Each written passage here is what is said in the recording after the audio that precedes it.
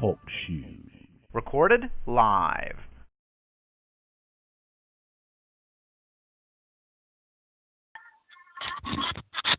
My life. I've been so holiday now. Bellatar. False respect. Barrel of salt. Never try to understand. Let's try. Let's try. My life is all I have. My mind, my thing, my head. And I done made it through the struggle, don't touch me. What you say now won't touch me. Cause where I come from, so often, people you grew up with a lady in a coffin. But I done made it through the pain and strife. My time now, I'm for my life, my life. This big song, like loading guns, telling my lawyers to get the case on. I need to feel that the president's got the case on. So I can switch the president. Get his fucking elect.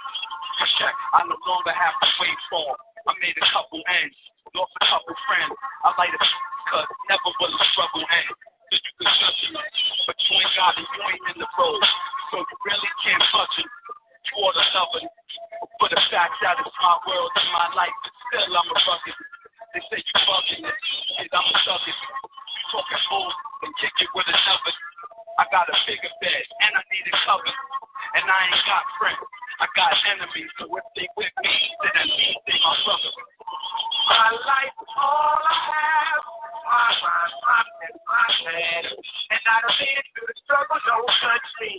What you say now won't touch me. Cause where I come from, so often, before you grew up with a lady in a coffin. But I done made it through the pain and strife. My time now, I'm for my life, my life. To the head, prayer for the dead. Run around hustling, scared of the feds. They say death is eternal sleep. But the only thing is you ain't really sure if you prepare for the bed. So often we get hurt in the head instead of big money. They got big mama hurt instead. My life is making it first. But the handcuffs, the bullpens, the jail cells is making it worse. Tell mommy I don't go to the church. Tell Hawk I don't go to the mosque. I blow whole guns and I'ma be right there when the soldiers are marched. I play my part and my heart ain't colder than Mars. But on the flip side of things, it's still warmer than June. I had talks with the Lord and he'll be calling me soon. What? And my life is all I had. My family, my soul, my transport. My life is all I have. My mind, my thing, my head. And I done made it through the struggle, don't touch me. What you say now won't touch me. Cause where I come from, so often, people you grew up with a lady in a coffin. But I done made it through the pain and strife. My time now, my world, my life, my life, my life is all I have. My mind, my thing, my head. And I done made it through the struggle, don't touch me. What you say now won't touch me. Cause where I come from, so often, people you grew up with a lady in a coffin. But I done made it through the pain and strife. My time now, my world, my life, my life. My life. My life. My life.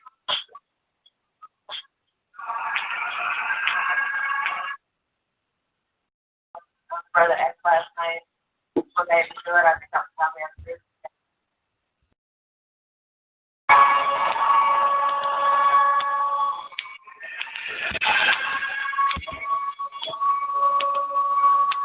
This is it, what? You see me pouring from the sky, let's get rich, what? The tiki rock, the sugar dime, can't quit, what? I pop the cork and see the bigger and get hit, what? What? Introduce it. Shake them up and don't walk through my acid with levitation from refrigeration, destination, visual movement with Rugas, that's fine. Relevante figure. Let's see over this work and see compensate your figures. This is brand limited. And I hate it behind the car. Before teaching diamond in this minute night span. Every killer dynamic can be their Harlem Crunk strut. Using world height, highly movement and butterfly. Let me in your house, something else. From the left to front, shadow, I catch your black eye, block, see the beat. What?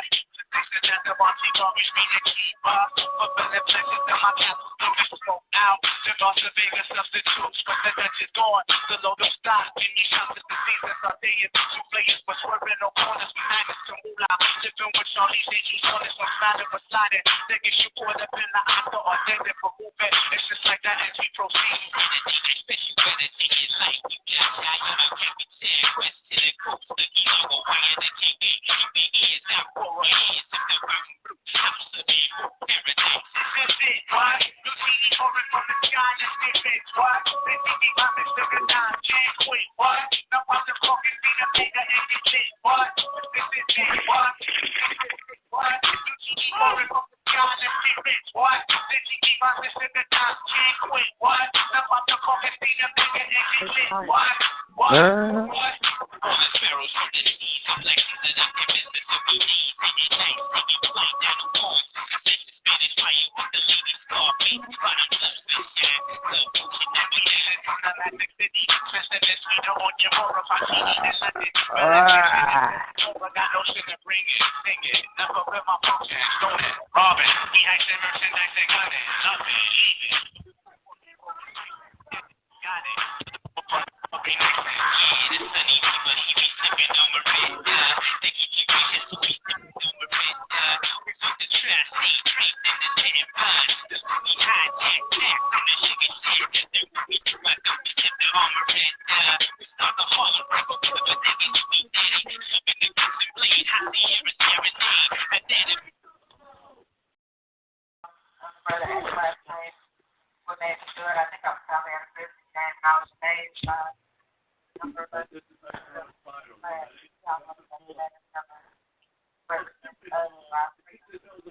So at this time, I'd like to tackle it.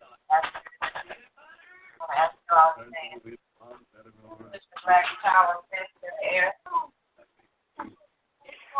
Any of you want the lyrics to this song or want the song? If you have a piece back there that's on the song in particular, I will give it to you. Because as the brother said, this is something that we should have at our event to open up each event. Black Power Family? Black, oh! Oh, and you see, precious, oh, precious, I thank you for the life and let the people be God. Oh, such and my soul, everything, all the stars, it's fixed up on the race, a great people this day. Now the time has come for the revolution, as we breathe through the night and take over their lives. Oh, Satan, that red flag free, every hand flag wave. Black power! And their land of the free, forever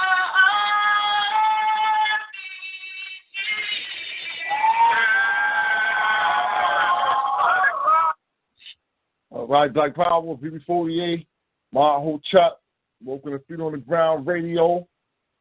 Praise Nat Turner, glory to Garvey, long live the spirit of Dr. Khalid Abdul Muhammad.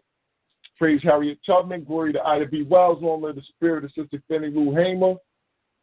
What it do out there tonight, family? You know, it's Think Tank Thursday. We're going to be getting it in real nice tonight. We got a nice topic on board for the people tonight. We're going to be dealing with that post-traumatic slave syndrome and disorder. We're just dealing with the dysfunction in the mind of our people. We're not going to be talking about those who who we already can look at and say we deem to know that they might be still enslaved, but those who think that they are outside of enslavement, we have to backtrack a little bit and see if we have placed our that we have placed ourselves in a position that we are looking over people or lording over people or looking down upon them as though that we have shed all of our crackatosis. We shed all of our Caucasian mannerisms, Eurocentric thinking, and paradigms. But right now, what we're going to do is we're going to dig into that. We're going to have the lines open for the family so y'all can be able to get it in. The one thing I want y'all to know, though, is if you your lines are open and if you have noise going on in your background, I might have to mute your line. So one of the best things to do is if you come in to put your own phone on mute, then that way, if you do have something to say, you can just take it off mute and chime in. We don't have no problem with that. Just come on in, pardon yourself, be respectful to everybody, be respectful to the mic, be respectful to the time. And that's about all the rules that we're going to lay down tonight. And that's all. Just have a common respect for the family, and we can get it in real nice. And again, tonight's topic is basically a push off of some of the things that have been going on, some of the things that we spoke of last Slaughterhouse Saturday. So, we just wanted to have a touch on, we just wanted to touch this up and really basically go over some of our brother Dr. Amos Wilson's work. And just get in tune with ourselves. And like I said, man, let's not think that we're so far ahead of everybody, man. Just because you read a couple of goddamn books, you took a trip here, you went a trip over there. You know what I mean? You got a little piece of college degree and all that shit. Just don't think that you outside of the paradigm of being one of the oppressed. So with that being said, what's going on out there tonight, family? I think I seen this Sister Camille out there. I seen Brother Heru. Black Power, be voting. Black Power. Black Power, what's going on tonight with you, Queen? I'm Black Tastic King, and I'm feeling great listening to you give a beautiful overview of what tonight's topic is about, because it's something that needs to be dealt with. We all are affected. This goes to master teachers. Nobody is outside of crackatosis. And we have to continue on a constant basis. We have to do our own self-evaluation and try to break away at the indoctrination that we all suffer from the cracker beast. But I am my great-great-granny's child. My great-great-granny, great-great-great-great-granny was enslaved by the cracker beast here. They went under severe psychological damage, and that psychological damage I bear witness to this day. I accept that history. I say. Brother Little, what's going on out there, family? Oh man, we super duper black-tastic, brother. You feel me? And all right to the family, especially what the Queen just said. I black that 1,000%. You want to add on a little touch or two from your own experience? Oh man, just being a nigga out on these streets is like, yeah, I just got through experiencing that shit. You feel me? I just came off a slave, so hey man, we got crackatosis shit. I got to turn on crackatosis at the job real quick for the crack. You feel me? Then I got to turn the shit off when I come to the family on the huddle up, when we huddle up and gather up and shit or whatnot. You feel me? Mm-hmm. So I'm just trying to beat my crackatosis the best way I know how. You feel me? And I can't knock another nigga for doing the same. And in fact, I'm going to congratulate the nigga. I'm going to throw a fist up in the air to the nigga. You feel me? So Black Power on that, family. No doubt, no doubt. Black Power, brother, ain't rule. Black Power.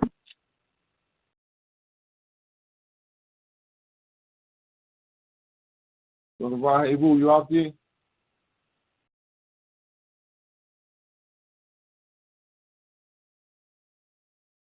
I know the brothers out there. But like I said, everybody, your lines is open tonight, and the topic is post-traumatic slave disorder inside of the conscious community, or better yet, hold on. Let me read you correctly. Post-traumatic slave syndrome in the conscious community. You know what I mean? And we just want to assess not only ourselves, because see, in this situation, I have to add myself to the conscious community. Normally,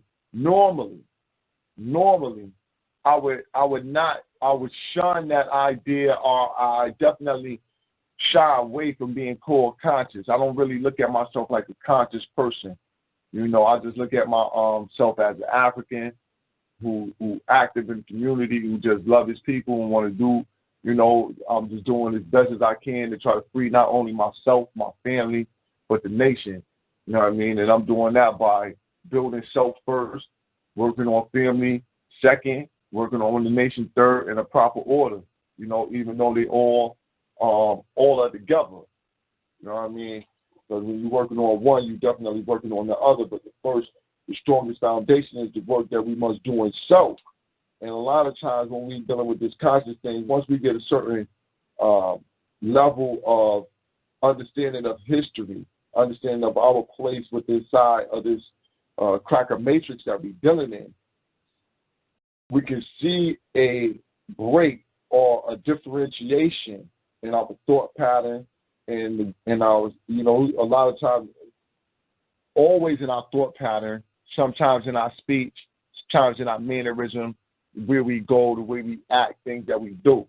You know, we start to switch those up because of the amount of information that you start to receive and start to not only gain the information, but start to live through that information. You know what I mean? Start to take that information to task and see how it works. People tend to change. But with inside that change, you know, a lot of times, because we don't see other people making the same changes as we make, or we can't distinguish another person's change because we might not have seen where they come from to where they are right now, and we might not recognize another person's change because it's unrecognizable to us because we haven't been through the same things they've been through, or it's unrecognizable just because, you know, you just can't see it because you just don't know that person. And from that point, I say that, you know, we not judge our people so harshly on certain things. You know, as an African, we must have a strong stance on things that are unnatural as to things that will unnaturally take us out. You know, we object harsh created drugs, cocaines, and heroins. You know, we tell the people to abstain from. You know what I mean? Abstain from homosexuality, things of that nature. You know, we abstain from any interracial type of sex, period. You know, we wish not people to practice bestiality, things of that nature. You know, so those are things that are just common. But once we start to deal, you know, those are the things that are common links between people. But when we start to deal with information and become knowledgeable or informed, you know, we start to look at information differently. So a person who had never, you know, we have youth who have never heard words taken a certain way. It's youth right now I never known that black was bad as it used to be in the 60s, in the 50s, and the 40s. I never understood that because when I was growing up, I was born in the black and proud era. You know what I mean? Like, I was born in the late 70s, you know, where people was liking to be black. They didn't mind being black at that point in time. They were coming through an era of being black, and it was okay. So I never knew that black had us as black people feeling bad when that word was used. It was used as an epithet. I had no understanding of that at all because I've never, I've heard people, use it sort of in that way, but I never took it as something that was, unless somebody was saying, you could tell that, like, a person saying, oh, you old blackie or something, but for a person to say, oh, you black, you're a black man, black woman, nobody takes that offensive because we don't look at the word black as offensive these days, but we have looked at it once upon a time with a very negative connotation. So I look at our youth now who grow up with things that some people have seen in a negative light. Our youth have never seen these things in that mannerism. So now we must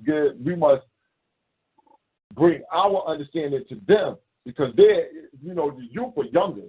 You can't sit the youth in a paradigm of life, or you can't, or be sitting in the paradigm of life and you get out and then you forget that everybody's still in you. You know what I'm saying? Or you can't forget that you allowed this paradigm to thrive as it is. And that's one of the things that we see is that the youth are being blamed for the situation that they're in and for the mannerisms that they carry themselves. And you can't blame people for carrying themselves in a way that was already set forth for them. They only came up through a mold. And we can blame or we can lay blame at a lot of different places where we can see where we had help in keeping ourselves stagnated. But when we look at this, we are solely in charge of coming up. So the onus is laid upon ourselves and the elders who came before us for not laying that path down to keep us away from those things that would have us look to be unconscious or not as civilized as other folk.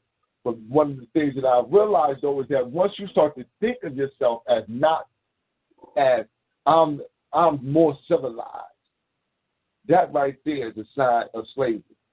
See, that's a sign of slavery. Once you start to thinking that you're more civilized or you outside of the paradigm of the rest of your people, I'm removed from them, that's the sign of a slave, especially in the African world, because the African world is a world of unity. We are one people. So there's no individualism. So the slave mind has us individualistic. The slave mind tells us that the one person has the right way and no one else has it. If there is one right way. That's what the slave mind tells us. That there's only one. That's it. That we as a people, we don't have a unified thought on the situation. That your one way is the only way. And that's not our mindset. That's not where we come from.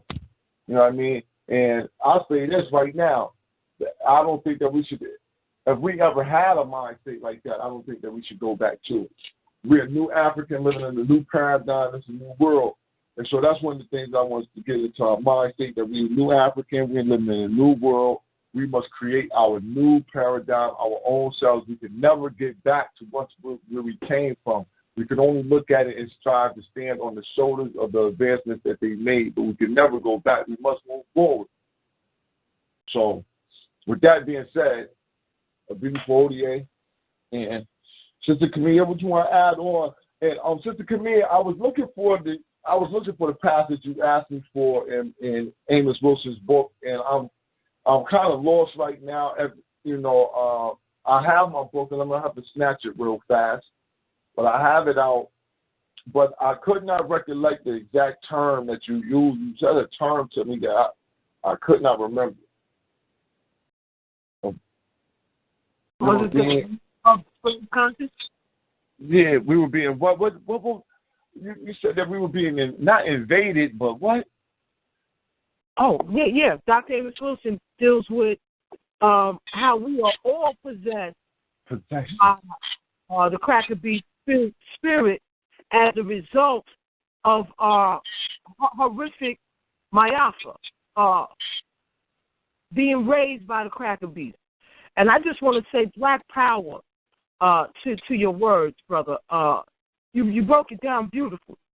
And that's what we need to be reminded of. Ain't nobody removed from that shit. And if you, like you said, if you think you are, that shows and proves your slave mentality. Mm-hmm. And because we. I'm sorry. Go ahead, Quinn. I'm about to go snatch this book. Go ahead and dialogue real quick. Run a monologue real fast. Just give me like 2 minutes. I'm just going to snatch my book real fast. From Dr. Wilson.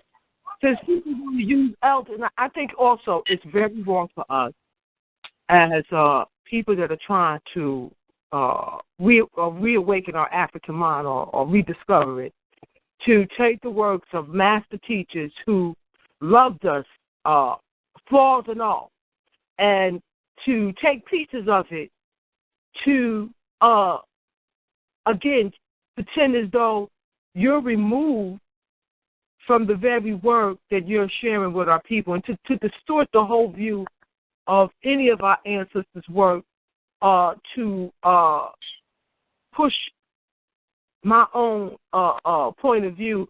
If I do that, I would hope somebody would correct me and check me on it, because that's wrong, and I feel like that's misleading people. And I just want to share a little something, dealing with this matter, because I'm now of the mindset that saying nigger is a revolutionary act, and according to Dr. Amos Wilson, that's within my right, even if he, as an elder, had a problem with the word. And I just want to read this little part, if that's okay, family. Start it off. He goes, the true nationalist, is also not afraid to overthrow tradition when tradition is unproductive. He is not one who just gives obstinance to African tradition out of some blind ignorance. He is one who says, even though I revere the African past and I revere the African tradition, that tradition can be built upon. I and my generation have something to add to that tradition. I have a right then to use the legacy of the tradition to confront the realities of my current times, and thus modify that tradition and see to the survival of my people. Therefore, a true nationalist does not just manipulate and threaten with tradition, but use tradition creatively, knowing that as long as that tradition is used for the advancement of African people, then it is an African-centric tradition. And I'm going with the word nigger on it. Okay. Ooh, that was powerful right there, Sister Camille. You might have to read that again. I don't think the people caught that. That was a power.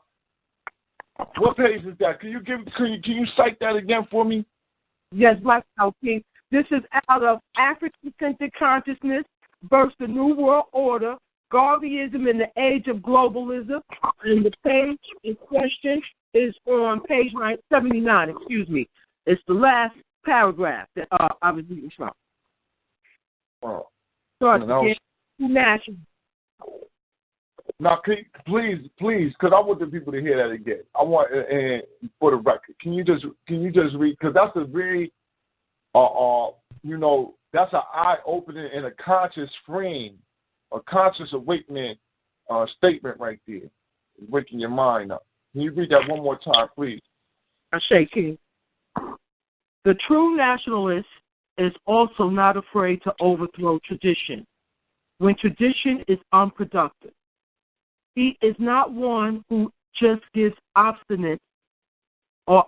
obedience to African tradition out of some blind ignorance. He is one who says, even though I revere the African past and I revere the African tradition, that tradition can be built upon. I and my generation have something to add to that tradition. I have a right then to use the legacy of that tradition to confront the realities of my current time, and thus modify that tradition and see to the survival of my people. Therefore, the true nationalist does not just manipulate and threaten with tradition, but uses tradition creatively, knowing that as long as that tradition is used for the advancement of African people, then it is African-centric tradition. Then it is Afrocentric tradition. And that's where the general was coming from with that speech you played last Saturday, Slaughterhouse, regarding how we use nigger today. And according to Dr. Amos Wilson, you got a right to use that. You got a right to use that. If you're using that to wake your people up, to call them home, that in itself is African tradition. You have a right to go against. I have a right to go against my elders who had a problem with it coming out of the 40s, 50s, and 60s. I have a right to flip it and redefine it if it is going to be used for our BB F.O.G. Black power. And one of the things that you're saying, though, is important is that if they would have erased it out of our word lexicon now, we wouldn't be using it. But because it's here, and it's been here for so long, we had to find some way to counter it or to put some type of counterbalance on it, something on the other side so it would not harm us in the same way, but that we could take it. We could take something that once was, it's like snake poison, you know what I'm saying? It's something that once before, if the snake got us outright, we'll die from it. But if you take that snake poison and you already been bit by the snake and you take that venom and you just take just the right amount, the same venom can cure you. You feel me? So that's the type of thing that we're dealing with. We're dealing with, that's the same thing like, what's that, penicillin? You know what I'm saying? If you get penicillin that come right up out of that mold, like, man, that should have killed you. But once you take it, concentrate it, and break it down in the proper, proper proportions, you could take that same penicillin and heal all type of different infections. So that's what we're talking about when we're dealing with that. When we're dealing with the word nigga in particular. And just because you opened it up and stated that, I do have a clip that I wanted to play that a brother put together, just a little clip so you can hear the brother saying nigga in the context and the mannerism that he's saying it, so you can really see what it is. But my whole focus though tonight is really don't let us not get too lofty and too high in our ideas and thoughts. You understand? Like we the supreme right. I need to find the supreme right because, see, nowadays you just can't lead because, see, there's so many generals out here that nobody is allowing you to lead by just snatching the throne. Like if you do walk up and snatch the throne, then you're going to have to show a significant amount of work that's worthy of that. Because if not, people going to definitely go against that, man. So in this community, what we got going here in this conscious community, and when I say conscious community, I'm really only dealing with the red, black, and green community, the Black Power community. Anything else, hey, we love you, you know what I mean? But this is a non-religious, this is a political community. Pan-Africanism is a political movement. It's not a religious movement. It is. It's a political, socio-political movement where we come together on a commonality that we are one African people being oppressed all over the world, and that what we want is to come up as a total African people. So that's what the foundation of Pan-Africanism is. So I've seen a video about the brother Chief X where he spoke on that brilliantly, where the brother mentioned that everyone has a right to Pan-Africanism. You all can come in. As long as you ain't no fag and no mess like that, integrationists and all that mess. But, you welcome. Nobody says that, drop your religion, don't practice this, that, and the third. What we say is that, listen, man, you got to practice African first, second, and third. That's what we asking for you to practice. That right there. When you with us, that's it. You know what I'm saying? And so that's honorable, especially when we're dealing over here in the wilderness of North America. That's honorable, man. Just deal with us as African people. We unified under the auspice that we African and we victims of racism, white supremacy. All of us are victims. I'm not above nobody. I do some, I just can't see. I'm just really not understanding this whole paradigm.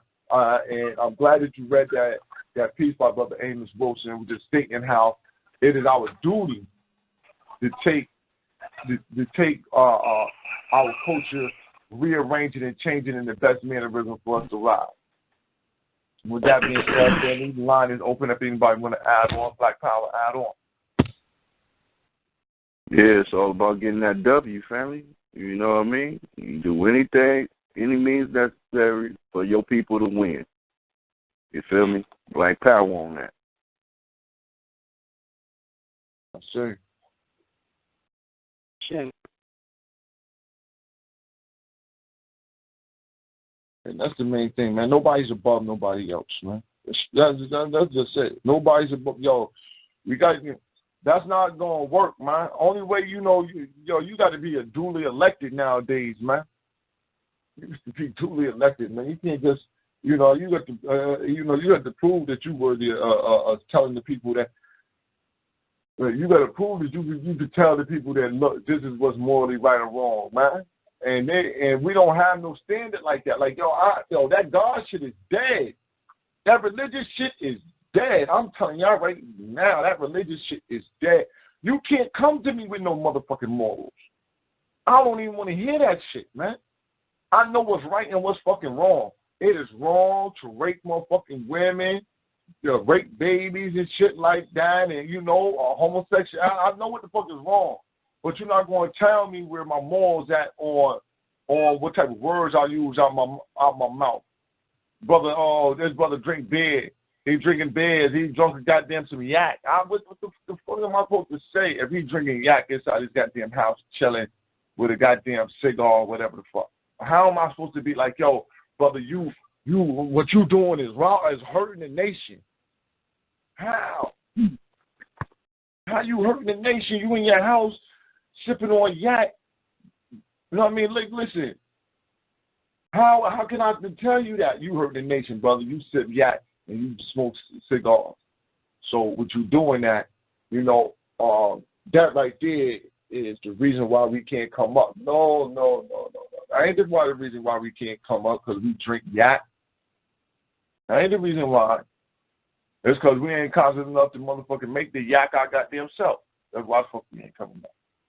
So it ain't the yak we drinking. It's that we allow everybody else to sell us every goddamn thing that we want, that we do want or would like to have. It ain't even about it, you know what I mean? You see, if once you start to control that, then your wants and what you want and like change when you're giving it to yourself. So people think, oh, no, look, we're going to still be doing this, we're going to still be doing that. If we control our stuff, it ain't like nothing. Now it should change.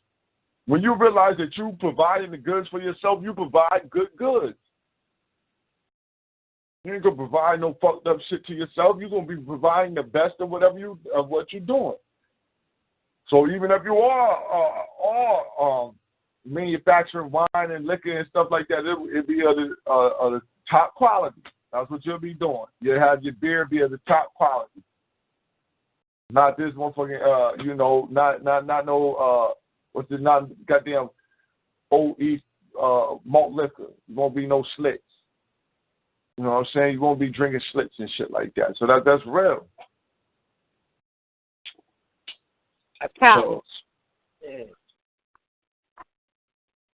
and that's what I'm saying. I'm seeing religion creeping in under the guise of Pan-Africanism. Mm-hmm. I'm seeing religious undertones creeping in. You know what I'm saying? Under the guise of Pan-Africanism. And not, and people say, well, look, if you don't want to do this, then, well, you morally not right. You not right. If you don't want to fight against, like, if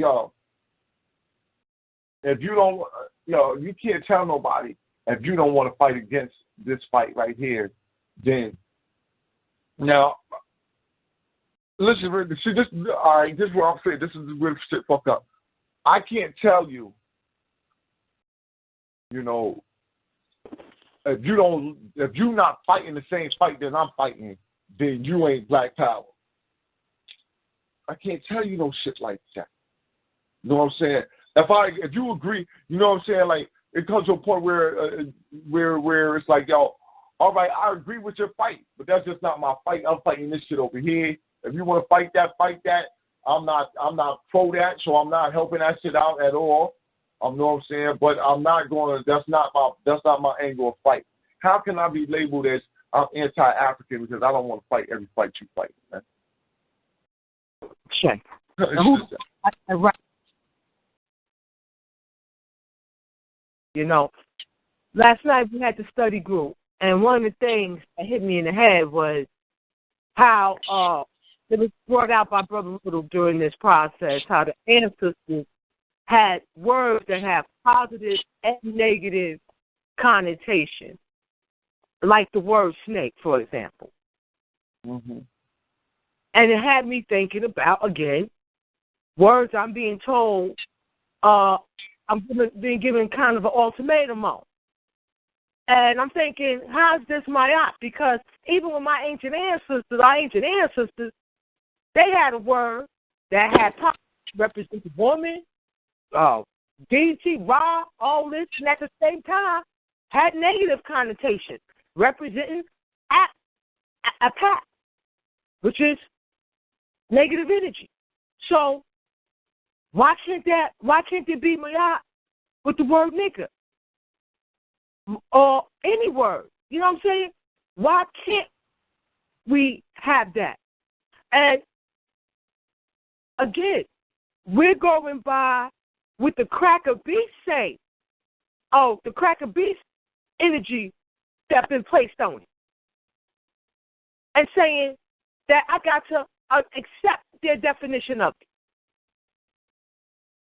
Will they do that?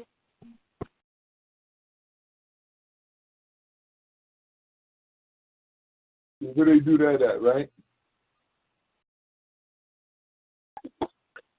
Crazy. And as you said, we have to accept that, and that's a true thing about words having a duality to them. Life has duality to it. Like you said, it's balanced on everything. They got the negative and the positive, and you got to balance it out.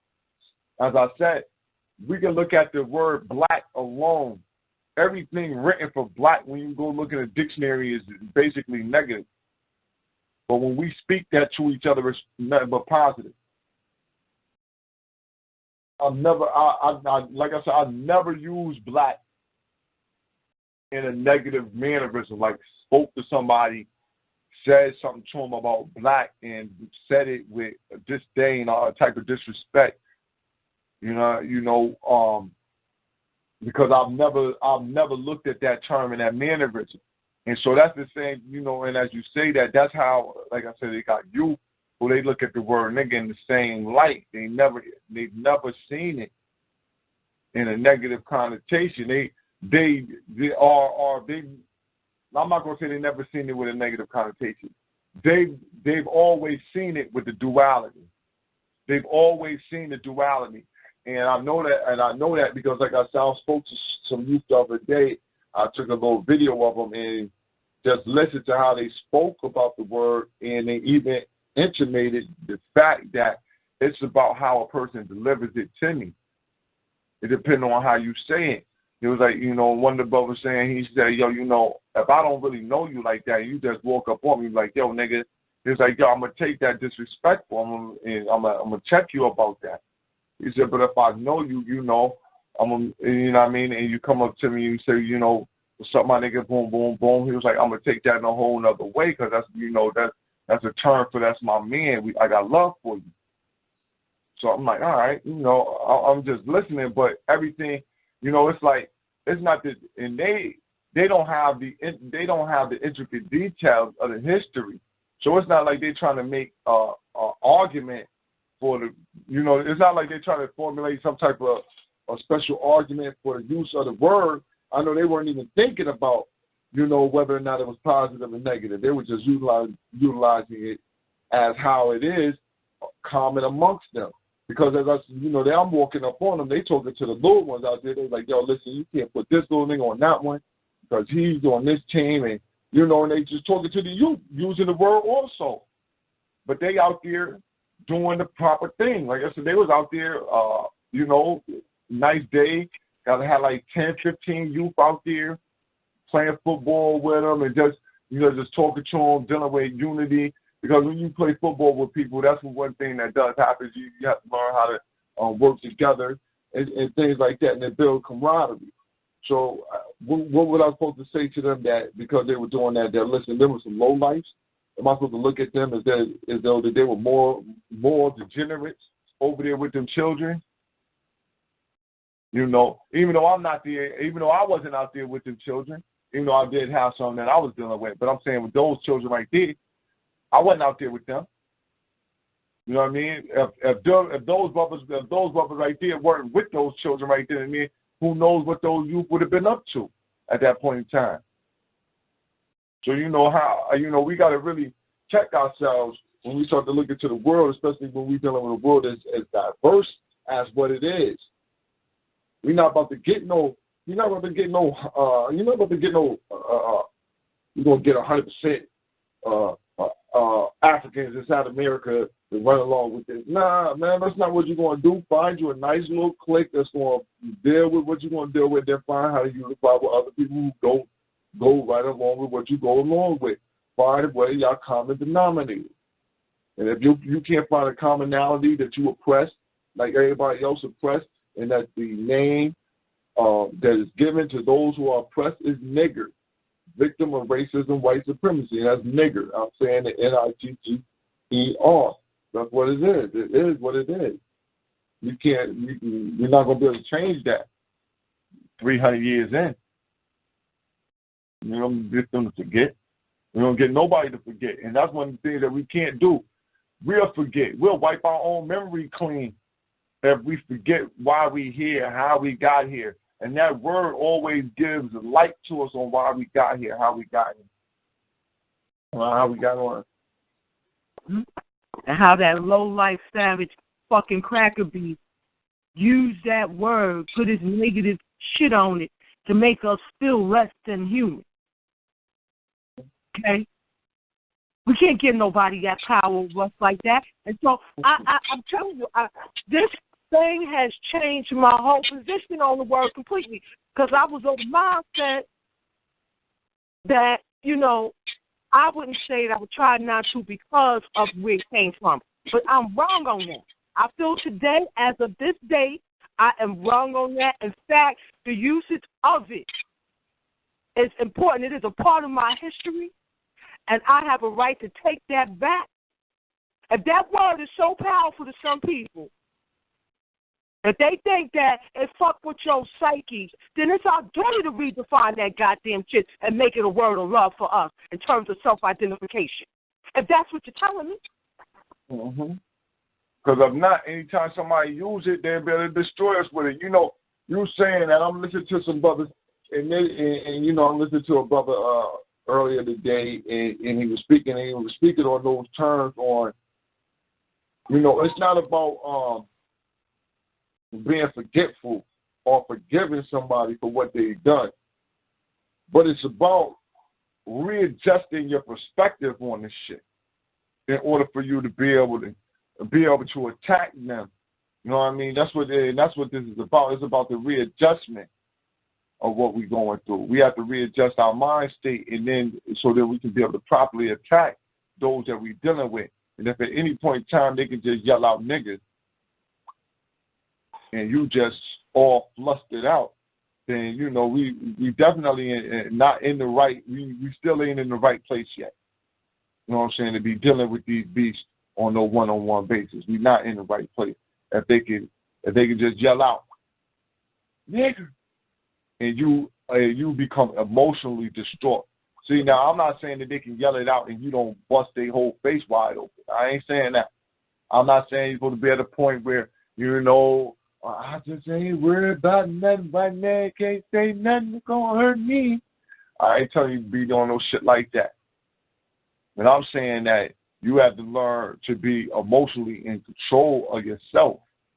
So then that way, when you are dealing with them, you still dealing with them from a supreme, type of a mind state and balance. That's what I'm saying. I don't want you to get lost.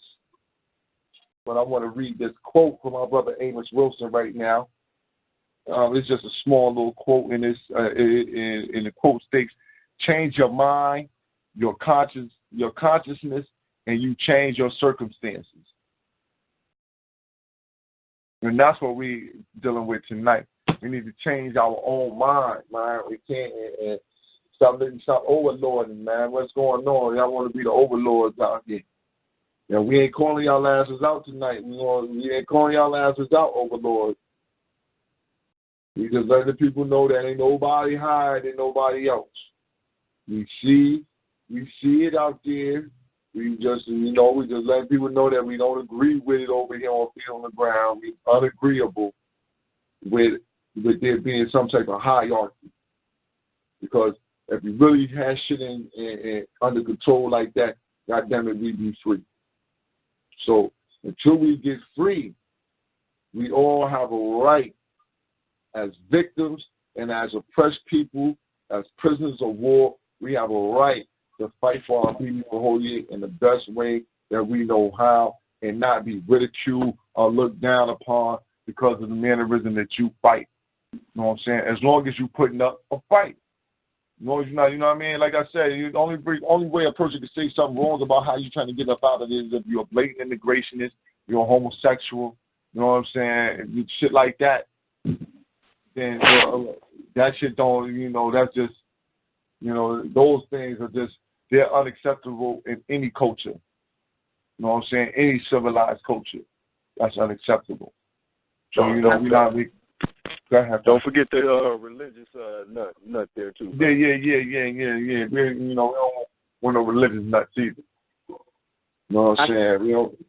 Even though I'm a mental slave, it does not mean that I don't have a Bibi Fahodie, that I'm not fighting to undo the mental slavery. And so those things that you gave examples of is surrendering over your mind, your soul to the cracker beast.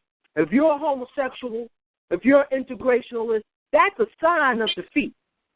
Not just defeat, but that you're also working to defeat us as a people on behalf of them cracker beast. Yeah, John D. I say to that.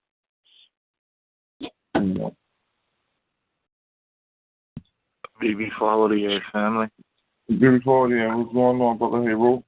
Black Power family. It's all raw. Black Power family. Can I play a small clip real quick that's dealing with this subject? It's actually a track by a well-known artist. And then after this track is over, I got a question I want to ask the family. I want to ask, after the track is over, what does the word nigga mean to you, and how does it affect you in this day and age?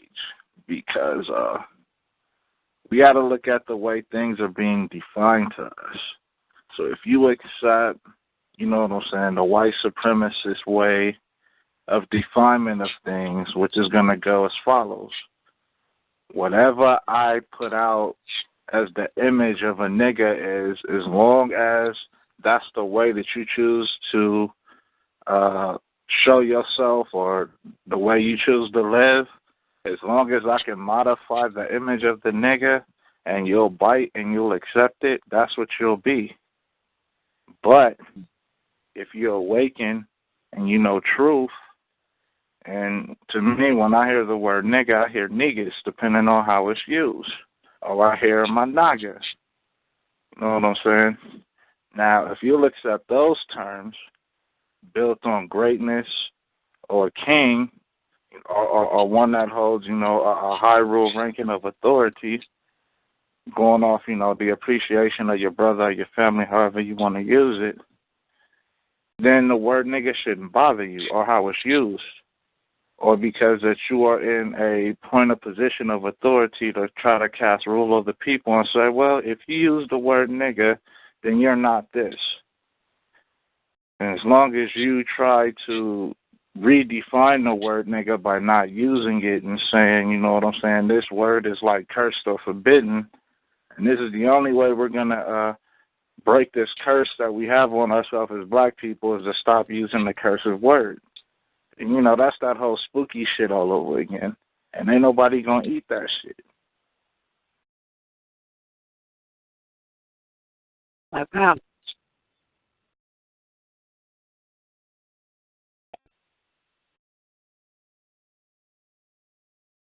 Brother Harold, you going to play it?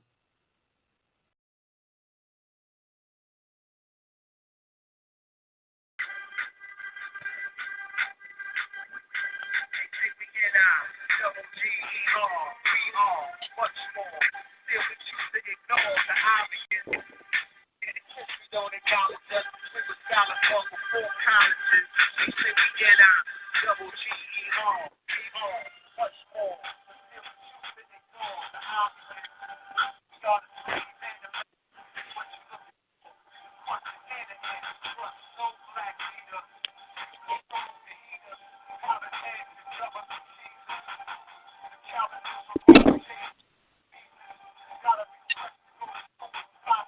Brother, hey. Oh, that's that Nas. I can't really hear though. Yeah, brother, hey, roll, brother, hey, roll. Brother, hey, roll. I did forget about that album though.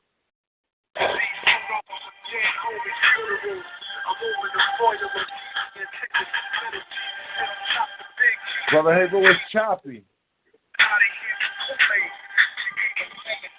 Nah, I can't hear nothing. Yeah, brother, hey, roll, it's choppy, yo.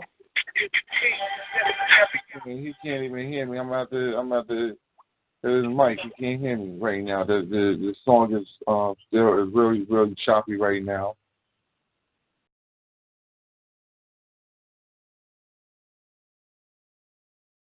Brother, hey, roll. Yeah, but anyway, you know the track though.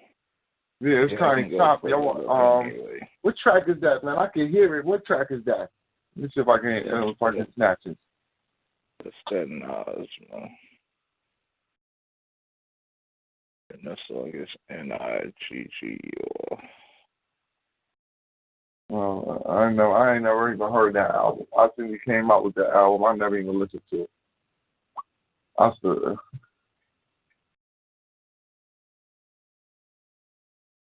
I never even listened to the song at all, not once. Anyway, I was just using that as an example because in that song he breaks down the exact thing. You know what I'm saying? That we talking about. Yeah, I'm gonna play it. Let me see if I can play it and see if it's a little bit clearer. Y'all tell me if it's a little bit clearer.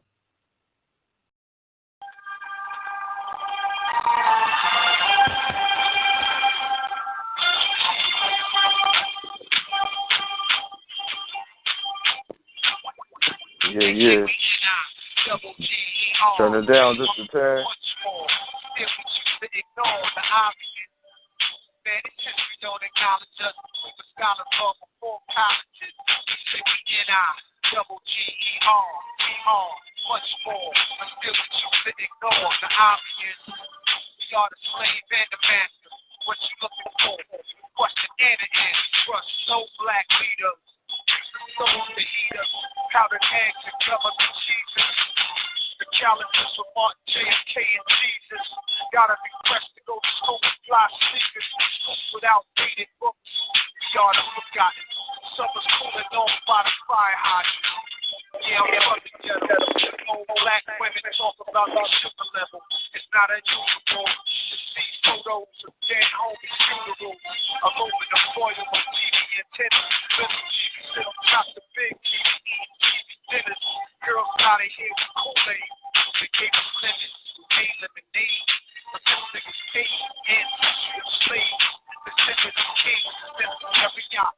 Blame, put reds on everything. We're tents on every street. They say we N-I-double-G-E-R, we-R, much more. Still we choose to ignore the obvious. Man, it's history don't acknowledge us. We were scholars from before colleges. They say we N-I-double-G-E-R, we-R, much more. But still we choose to ignore the obvious. We are the slave and the master. What you looking for? Question and an answer. Do I mean it like a slave master? No, I'm gangster. Gotta eat rapper. My abbreviation was young when I caught the case. That should be the court could see my changes. They on the faces. Savage when broke. Smoke sour diesel, need no both legs. My chest still cut up like a bag of dope. Broad tennis consists of boss matters. Spit Moses lost commandments like a gross sandwich out my mouth. Toast the government cameras. Teasing us every week. I must have my cars home and phones for fun. But this is what I was dreaming of. The tree cutting hard coats with new niggas placing my fingers up. They used to string us up. We wanted everything.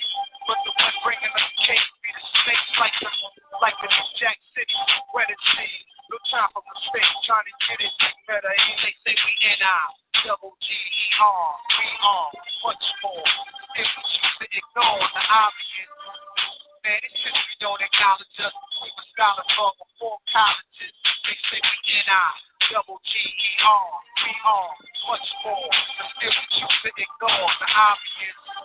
We are the slave and the master. What you looking for here, you question and people afraid of criticism, but I always put myself in a sacrificial position. They been know I ain't just rapping for fame. I got my old homie after the father acting for change. Yup, I get a cash up in this paper, don't matter. They see me skinny with matter. When I rap about war, they got a tendency to scatter. They ain't my backup no more. So now my enemies are at my front door. Cause anytime we mention our conditions, our history or existence, they call it introverse racist. Still to the day the streets tall.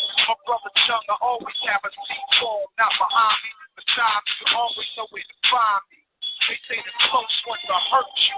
So just keep a small circle on the road to riches and diamond rings. In the land of the blind, a man with one eye is the king. They say we N.I.G.E.R. We are much more. If we choose to ignore the obvious, man, it's just we don't acknowledge us. We were scholars long before colleges. They say we N.I.G.E.R. We are much more. But still we choose to ignore the obvious. We are the slave and the master. What you looking for? Question and it is.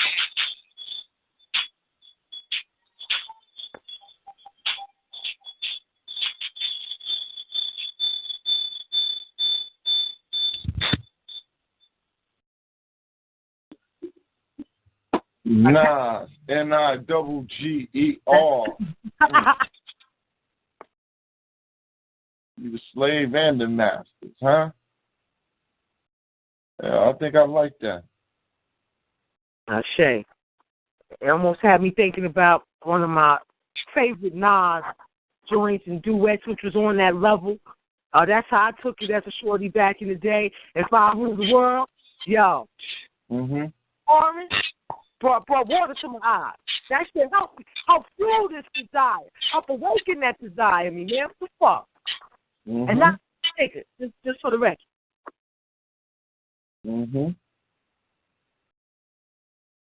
Yeah, you know what? I think I might have to get on our playlist too.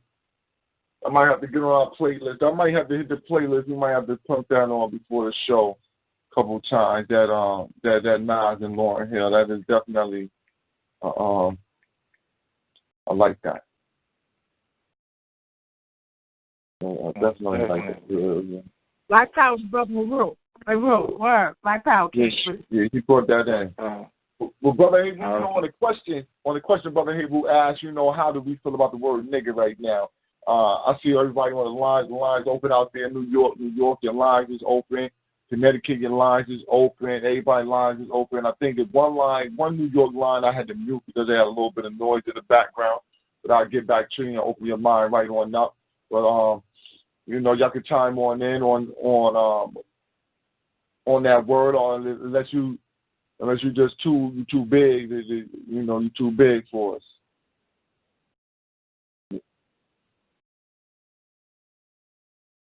But come on then, chop it up with the family on that word. But Hebrew, I'm gonna tell you, man, I take it how it's given. You know what I'm saying? Normally I take it how it's given because I'm not the type of person, I'm not affected by it in that mannerism where a person says it to me and I feel bad. I don't let, I don't take, most people when they speak to me, like especially in the hood, like most hood dudes, like when I'm talking to them, they really don't refer to me like that. They don't really be like, yo, even if they do, it's very rarely. Most times they'll be like, yo, they'll try to correct themselves and be like, yo, you know what I'm saying, black man, they'll be like, yo, my nigga, they'll be like, and then they'll correct themselves and be like, yo, or they'll be like, yo, brother, or whatever have you. And the reason why they do that is because it's not that, it's not, I never tell them like, yo, I'm offended if you use the word nigga.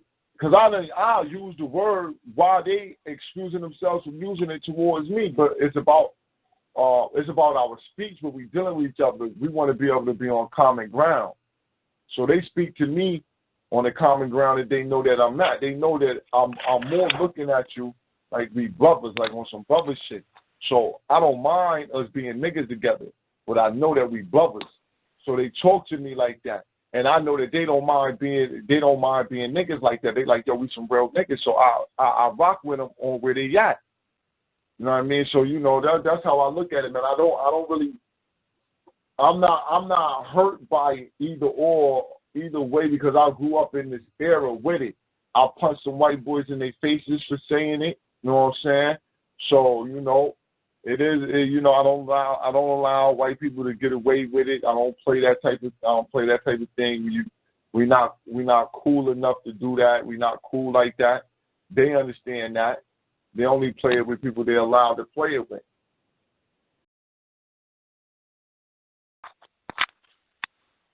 So that's me. And next.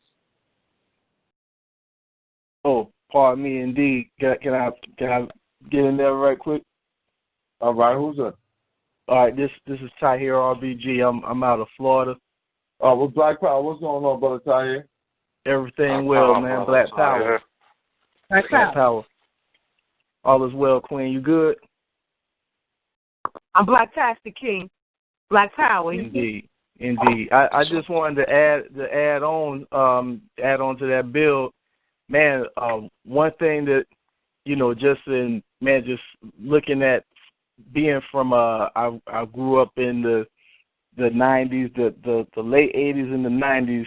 Really in the 90s, I was off the porch. You know what I'm talking about? I was out here, and something that I see from then to now is that in us, you know, not really being aware that we're looking at a lot of things from our enemy's perspective.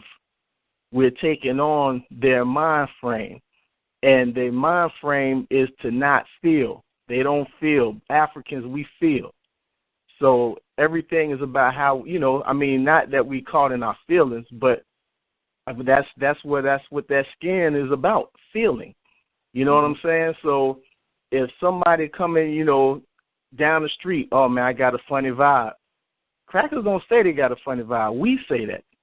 You know what I'm saying? We say we got a funny vibe about that. So if somebody say, yeah, you know, my nigga, man, let me tell you what, we feel it. If it ain't right, we don't feel it's right. You know what I'm saying? So, and we move on to feeling, you know, and a lot of times, you know, as far as a lot of folks, you know, they, especially with this goddamn Facebook and this Twitter and Instagram, it's like, in not really working hard to eradicate the cracker's mind frame and perspective out of our mind frame, you know, that Instagram shit and all that, that's not our soul, man, but people be acting like it's their soul. You know what I'm saying? All this stuff that's going on, you know, as far as social media, you know, the meaning of the word and all of that, all of that stuff about, you know, I mean, it's great to read, but words and words are just, as far as how they're written, they're calculations of a real feeling. It's like they're all numbers. It's calculation of a real feeling, a word. So if we caught up on how things look on paper and, you know, what historically it says this in this book and all that, and that's how we rocking, we're losing our number one thing that make us different and make us the original people on the earth, that make us the singers of the earth, is the feeling. If we get away from how we feel, you know, and all of that, then that's where we fucking up at. You know what I'm saying? So then that's our number one weapon too, you know. Black Power to that, because you definitely hitting on some real shit. Because when you said that shit about a vibe, like, you know what I mean, I know exactly where you're coming from with that. I done had that vibe before and made way up out of areas, and I done had that vibe before and not made my way up out of the area and suffer the consequences. Right. You know? Right. I mean, that's why we do the no-look pass. The no-look pass is about feeling. You don't see crackers, rarely do you see crackers doing the no-look pass. If they do the no-look pass, they go straight to the NBA. We do the no-look pass on the court all day, and it's like, he just did a no-look pass. Why? Because we do that naturally. That ain't nothing big for us. Let a cracker do it, and they go to the NBA quick. They're like, damn, how he did that? You know what I'm saying? You know, because we do that, and everybody on the earth know we go by the feeling. That's why when crack hit, it hit us hard because we feel. You know what I'm saying? And that's even another thing, man. You know, just looking at perspectives of white folks. You know, people say, all right, well, yeah, you know, if you drinking the beer, you smoking this. Well, if we just knew that, man, those things right there, our ancestors put that there so that we could get in different zones. We exist on many levels of shit. That's how we get the vibe and the feeling, and somebody walk up behind you and you can feel them on you. You ain't got to see it. You know, damn, somebody in this house. That's because we exist on different planes. Just because we don't see it don't mean it. We exist on a whole lot of shit. And once we recognize that, yo, man, I mean, you know, once we recognize that and just delve into our traditions, you know, it's, not religious. Religions, that's some cracker shit. That's some trying to keep things separate and, you know, let's make a divide here, and this is this kind of thing and that kind of thing, all of this separating things instead of keeping things whole. Our shit is holistic. So, you know what I mean? So, yeah, I that's all I just want to build on, man. I just want to throw that in there. You know, I be seeing a lot of stuff, folks saying, if you smoking, it's like, yo, man, see what the people in Kemet was smoking and made them pyramids. Yeah, you know we see on the top of C-Shot Head, you see that leaf on top of C-Shot Head. Now, everybody trying to act like that ain't no marijuana leaf on top of C-Shot Head, but it looked like one to me. And Dr. Sabi say it cured 20 diseases. You know, hey, man, beer in Kemet was made for what they call a Het Heru rituals. That's what it was made for. So in all that, when they talk about ma'at, beer was made it was made for that type of ritual. You know what I'm saying? As far as Het Heru. In fact, in getting into the Medu Netta, it even says, you know, her drunkenness. You know, and that's a deity. Yeah. You know what I'm saying? Now, you know, now over here, we've been colonized, and we pulling off the levels of the onion every day. We pulling the onion apart, trying to rip this colonization off our brain. But our full African minds on beer, we ain't even seen it yet. So folks talking about we need to, you know, stop drinking, you know, the smoking, and you're not this, you're not that. It's like, nah, you got to go deeper than that, because our shit go deeper than that. Can't look at it from crackers' perspectives. You know what I mean? Yeah, man. What happened? It seemed like, you know, what happened is that we ended up here getting a bourgeoisie with this side of the community, man. I'm gonna tell you straight like that. That's how I feel about it. I feel like it's like a bourgeoisie type of situation where people are looking down on the regular Africans, like, oh, y'all the reason why we can't come up is because of these things right here. Y'all why we can't come up, and not looking at it that this racism, white supremacy, the reason why you would even say something like that you would take me as a victim, you being a victim, you would take blame on another victim for being victimized. Right. Yeah, they don't want to. It's like you don't want to look at the real deal. Like you don't want to fight the real monsters. You rather try to, you know, and that, like you say, that's a victim of white supremacy, and even saying that, you know. Yeah, man. It's an easy target to come get me. Like, it's easy to target, like all right, Tahir RBG, it's easy to target you. You got a song called Asian Ass Niggas. Right. Get this, look, he don't got no respect for himself. It's easy to target you. You know what I'm saying? But it's harder to target. It's easy to target us, but it's hard to target motherfucking Ronald Reagan. You ain't target Oliver North. He's still walking around. This motherfucker, we know that he bought the crack. Target him. Right.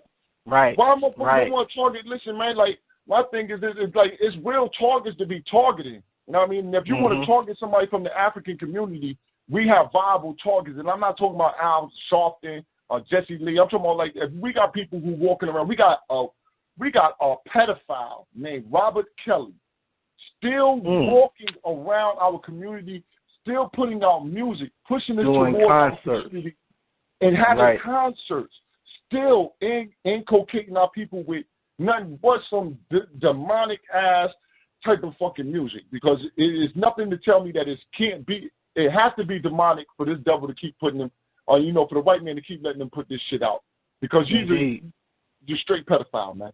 No. Indeed, man. Indeed, yeah, man. They and that's a part of me when I hear brothers and sisters go in like that, and they ostracize, brothers and sisters for expressing themselves and not even seeing like, yo, you're doing the same thing. Part of me says, well, damn, that's their part of their colonization. Of course, it don't need this. Now, when it impedes progress, when it stops progress, in my opinion, that's when it need to be slowed down. But if they just got that opinion, it's like, yo, yep, there you go. I mean, that's the colonization. But just us being able to see that compartmentalizing things, that's cracker shit. Crackers got to put a definition. They got to say blue, light blue, sky blue, indigo blue. They gotta do all of that. We just say it did make you hold on to that shit, and if you don't hold on to it, something wrong with you. You know what I'm saying? They gotta have all them departments and compartments, because we just understand what the feeling is. They probably even called that shit blue. We understand what that vibration is, what the blue vibration is. We get that. Because they can't feel that shit, they got to call it all these shits just to get a definition on that motherfucker. And when they do all of that, well, these guys over here, they're not about this, and that's just some cracker shit, man. And it's I can't, again, man, I can hold it against them if they impeding our movement. But for them to think like that, yo, man, they was colonized. Colonization is everywhere, and the second that we think we not colonized and we don't have some layers to pull off, that's when your onion is whole. That's when you ain't start peeling shit off. You know what I mean? Exactly. All right, Sister Camille, you want to add on something? Yeah, that's Black Power, and I like to call that having a narrow perspective, a narrow scope, like as the cracker beast does, because as you manifest, the cracker beast lack that abundance of melanin, which prevents him from having an operable pineal gland. His shit is calcified, so he can only see things from a narrow perspective. And it's disappointing when you're supposed to be representing just the opposite, in my opinion, and you coming at your people in that manner. And as you manifest, you called it feeling.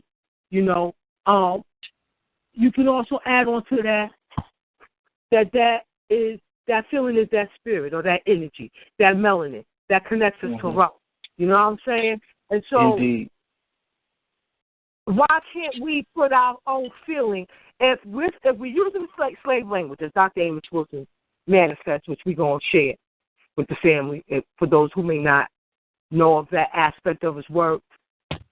If you're using that, why can we not put our African feeling on the word? Why is that not considered being revolutionary or unifying that? Right. And if you can't see that, like you said, brother, you got that the cracker beast all up in your perspective. That's what you're seeing there. Right. Our interpretation of what they call in life, our interpretation is boundless. It don't got no bounds. The second we try to put a fence up on it, we not even being ourselves. Our shit don't got no fences. You know what I'm saying? It does have it works with nature.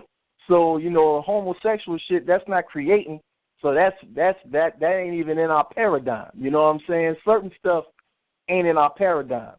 But for an African being, and we're the number one creators, and it's limitless what we can create.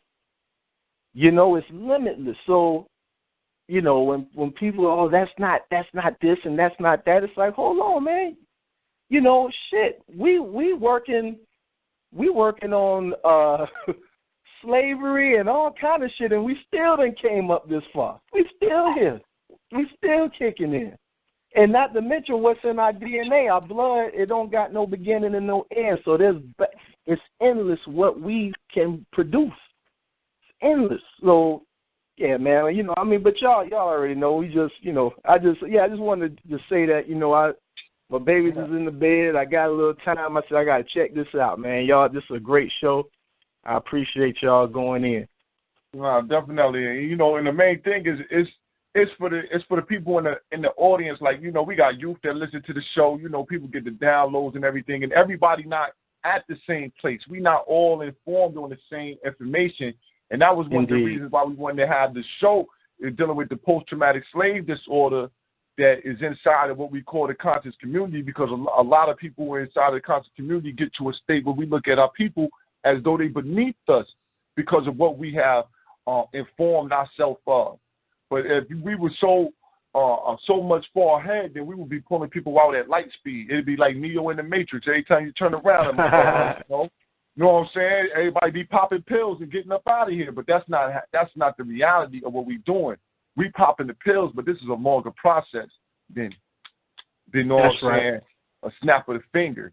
You know, so we just want everybody to know that here on Feet on the Ground, we want to keep it level, man. We all dealing with equality. We all up under racism and white supremacy. We all niggas defined by the simple fact that you being oppressed. We want to deal with it in that fashion. And we all niggas, because we all know that we all together. We one. We one body, one great Naga. Man, 100. Ashe. Oh, to add something else too on that, because you had mentioned the brother's song that got a nigga in it, right? I'm also being hit with the argument that it's because of hip hop, you know, when because of hip hop, that this is also how this came about. It's a problem, right? But I don't hear, and I hear that from people who are talking about the small hat cracker beast, right? Mm-hmm. I don't hear them rallying a campaign to get at that small hat cracker beast who is putting out the very music that you say has the N-word in it, that has a nigga in it. That's a problem. But you coming at your own people using it, and I declare that is a sign of self-hatred, a sign of mental enslavement by the cracker beast. Right. Oh, yeah. Indeed. I agree with that. I agree with that because, you know, one of the things is that the slave is that not even the slave, the oppressed, he's just trying to find a way out. And if I can get out, you know what I'm saying? If I feel like I can get out by making a song and I can get up here and just say shit that people are already saying anyway, and I'm using this shit like it's some type of wild entertainment, I'm going to say it, man. I'm going to do what I got to do. I'm going to do whatever. You know what I'm saying? As long as that lane's still there, they're going to use it.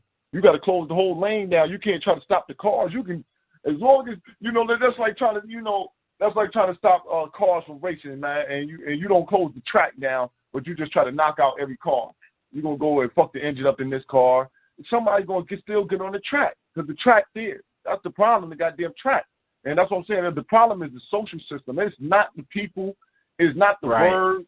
You know what I'm saying? It's the goddamn social construct. Because once we change that shit, that's when you can say whatever the fuck you want to, and we find every fucking word in this language is fucked up anyway. So how can we just pick and choose between a few and just say these few words is fucked up and them other words is good words and this? Nah, man, that's bullshit. That's real. Black power. Black power. Dr. Amos Wilson manifest, you speak in the slave language. Where we get this language from? So you're saying to me that me saying nigga is helping the small hat who own the media, But I don't hear you talking about taking out that very small hat, calling that motherfucker out by name, all of them that, the few or the three that own motherfucking all the media, talking about taking their life. I don't hear that. But you're coming at on our own, and God, I'm going to keep it 100. You coming at the general, and that's a problem for me. And the way the brother broke down, the why it ain't going nowhere and why he used it, per se, he didn't say why he per se used it, but why it's used and how it can be used as a unifying aspect amongst our people is dead on. And I'm so glad Brother Bourne replayed that Saturday because it caused me to change how I'm looking at it. You know, I never had a problem with my people saying it, but I myself have a frame. I'm all with it now. 100% nothing wrong with it. I'm going back to it. I got that right to put my own African feeling up on it and rock with it. Mm-hmm. Mm-hmm. Mm-hmm. But nah, you know, that's what it is, man. That's what we need as African people. We just gotta let's feel good around each other about how we feel, man. I don't want to disrespect you. That's like you know what I'm saying? I got people who be like, yo, like, you know what I'm saying? I got people who call each other dog. They be like, yo, that's my dog right there. But if they know you don't like somebody calling you dog, they ain't gonna call you dog. They ain't gonna do it. They're gonna call you something else. I'm gonna say some other shit and keep it moving because they ain't like, you know, we don't get caught up in it like that. Like, you know what I'm saying? I know people right now who don't like people calling them niggas, and they'll tell you that. And cats don't have a problem with it. They be like, all right, cool, man. You just keep on moving, man. That's right, man. That's right. Just folks feeling like it's even looking at things like everything is finite. Oh, you know, nigga means this and that's it. Man, that's some white folk shit. That's just like when you say something is dope. Man, that's dope. I remember my parents when I came home saying that's dope because I got it from hip hop, which meant good. You know, they like my pops. He was like, "Yo, dope, man. Shoot, your people died on dope." And I'm like, "Nah, that means it's good. It's dope." And you know, but he after a while he understood it. But man, these same people that'll say don't use nigga or turn around and say, "Oh, that's ill. That's dope." Oh, what you doing? I'm chilling. They understand everything else. Just like, yo, why don't you get that? I mean, if you know you say it's dope. Why can't you know? Yeah, that's some real shit, man. You know, listen, you're saying that, man. My mother one day told me about the time when James Brown started saying funk on the record, right? Now, people ain't they weren't saying no funk. So they bring in the song, we want the funk. We're going to funk it up in here. So my grandmother goes ape shit in the house. Oh, no, y'all won't be doing no funking up in here.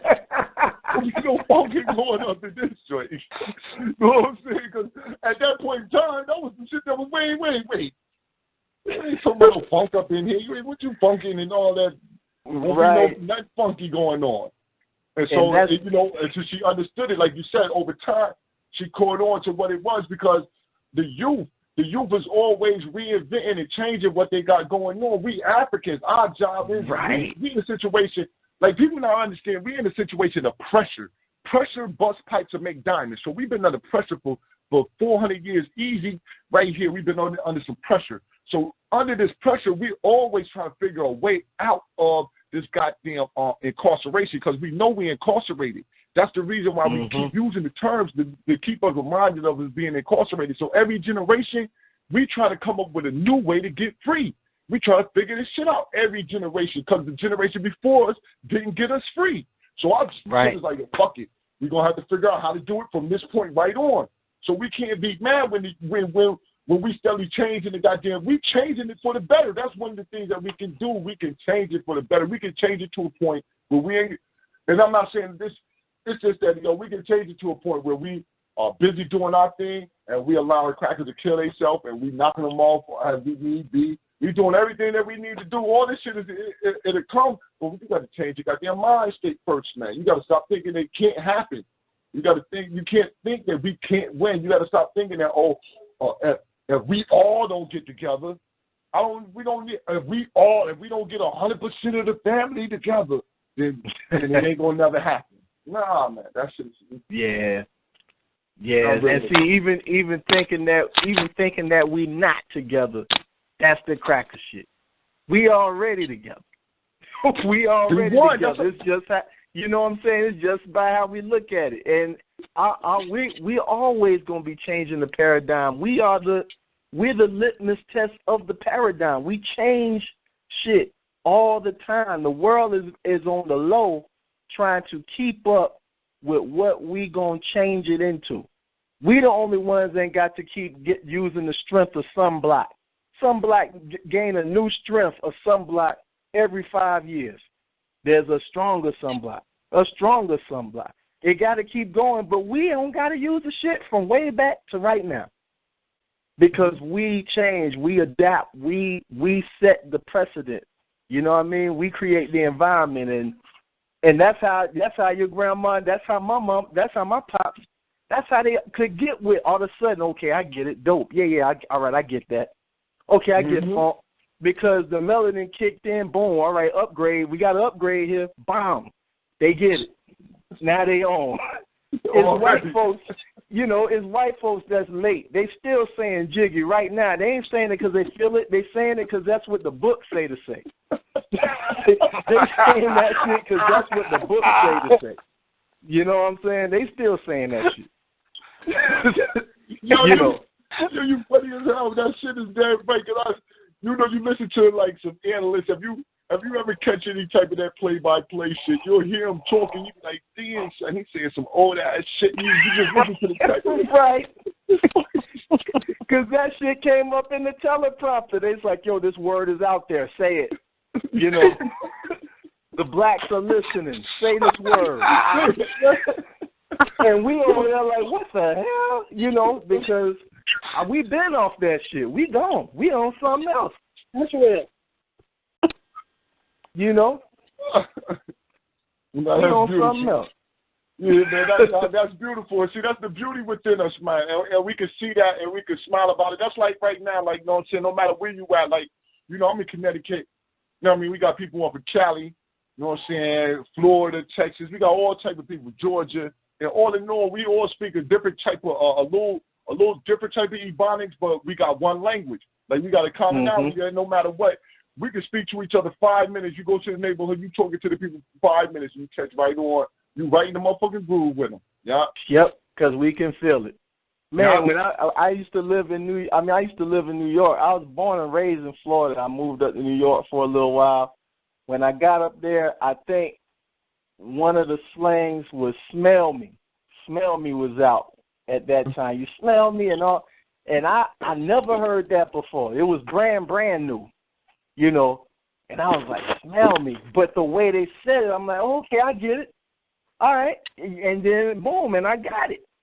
It wasn't like, I already knew off rip. He ain't talking about, do I smell him, man? You know what I'm saying? Like, but white folks, that's what they'll take it as. And when these folks start talking about the word nigga and the different behaviors that we have and different ways we express ourselves, when they try to put a finite definition to it, that's that cracker shit. And, like, again, I got to say, I can't hold it against them because that's their colonization. But if they are impeding our movement, I got to hold it against them.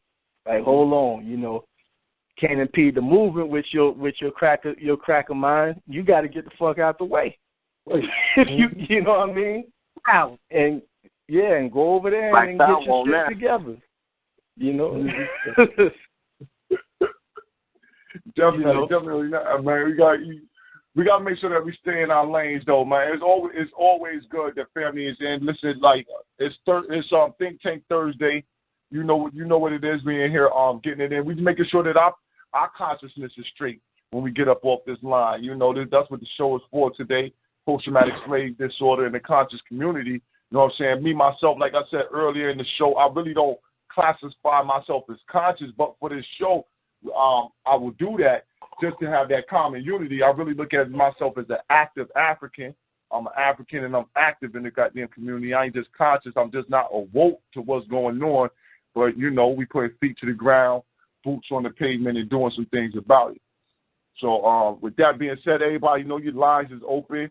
You know, if you want to chime on in. We having a good conversation right now. Definitely filling each other out and making sure that we strengthen each other in our African perspective, because that's one of the things that we need to make sure that we always balance each other off with our African perspective, throw it off the next African to see exactly how they feel about it, because we need to have some type of commonality. And we're seeing this shaking out. And sometimes some of us might need to be in the corner by ourselves sometimes, and you know, and you'll come out the corner sooner or later. You know, sometimes we just gotta, you know, sometimes we put ourselves into corners. You know, and with that being said, you know, after a little bit of time, you might walk on up out of there. We'll still be here with our arms open waiting. It's gas all day. That's right. Black power. Black power. So yeah, brother Rahe Rule. Let's go out there. Black power. Black power. You got something you want to add on? Everybody pretty much summed it up, and I pretty much put my my words in at the beginning of the statement. But I would like to add a question. Black power. What's your name? Man. I feel that our children are under attack really bad. Oh, I see so many things happening in the school that I never seen happen before. And not that they weren't doing all these things subtly, but now it's coming full force. And it really scares me, because when we talk about, like how Dr. Amos talks about, you know, white supremacy, and are we being blind? Like, to me, and I don't know whether it's just what I see, but it seemed like we're outnumbered. Like, the blacks in the community are more into the church, and when you try to talk about Africa, they really don't want to talk about Africa. They act like, oh, well, you know, it doesn't matter, Jesus. So it seems like we're so outnumbered. And in order to save the children, like, I feel I'm in court right now because I took my son out of the school system. So, I don't know. I just see an attack on a lot of families going through the same thing I am. I don't think it's all coincidental. And the way they're doing the children is just, like, I've never seen it like this before. And I just, I don't know. I just feel we're outnumbered. When you go to meetings and you try to discuss it, when you tell people, well, we need to take our kids out of the school system, like if we are going to unify and everybody come together, I don't see how it's going to happen when they're sitting there talking about Jesus, church, and we're over here saying Africa. It just, I don't see it. I don't know how it's going to happen. And it seemed like we are really outnumbered, but maybe that's just how I see it. I don't know. Do y'all see it that way? I'm sorry, sis. I tell you just what you see, but I see a rise in our people. I guess what I'm studying is what gives me that understanding. I see a beautiful F.O.G in our future, because it's amazing that we have the people on this line and many others that are listening, that I'm interacting with and others are interacting with, that have this love for themselves and their people, and at the same time want a retribution for our ancestors and for our people right now that's suffering by the under the reign of the wicked cracker beast. So with people like the general and elders that have given their lives through their works to liberate our minds, it's a beautiful day. This is like Brother Boyle called it, a new African. So sister, don't latch on to that, please. Well, I went to I went to Dr. Ben's Awake, and right after that, they had the Reparations Summit, which was held in New York this year. So I went to that too, yes. When I was at Dr. Ben's Awake, I could feel it. When I was at the Reparations Summit, I could feel it. But once everybody left from there and went back their separate ways, it wasn't like we all left and went back to one community. And I'm not saying it doesn't exist. I'm just saying when I'm in court and constantly going back and forth to court, it's not around me. It's not in my vicinity. It's not there. Yes, if I go to a summit or somewhere like that, yes, I can feel it and I can see it. And yes, of course, I enjoy it and I love it. I just wish we could have that kind of unity all the time. And once that event is over, I don't have it. Maybe you do where you are. I don't know. That's what I'm asking. Because I certainly don't. When I'm going through court and I'm running through the trenches, I seem to be way outnumbered. And they look at me like I'm freaking crazy under those circumstances. So I guess it's all how you looking at it, sister, because the way I see it, like I said before, I feel like I'm an example of the impossible happening. We were educated by the cracker beast, yet I found my own self-education to undo the lies about my possibilities, my capabilities. I myself am an example of that. I should not exist, okay? My mental state should not exist, understanding that I am a byproduct of hundreds of years of indoctrination on a sick psychological level by the cracker beast. It is amazing that we, by numbers, ain't walking through the streets talking to ourselves. That in itself is a testament to what we made of.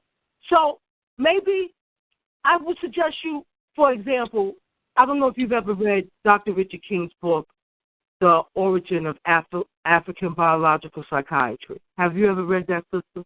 No. I am suggesting that you read that. Real talk. Or come to the study group, because that's what we on right now. And do what? Study group, we read that right now. Baby for Holy, I got a different outlook upon it.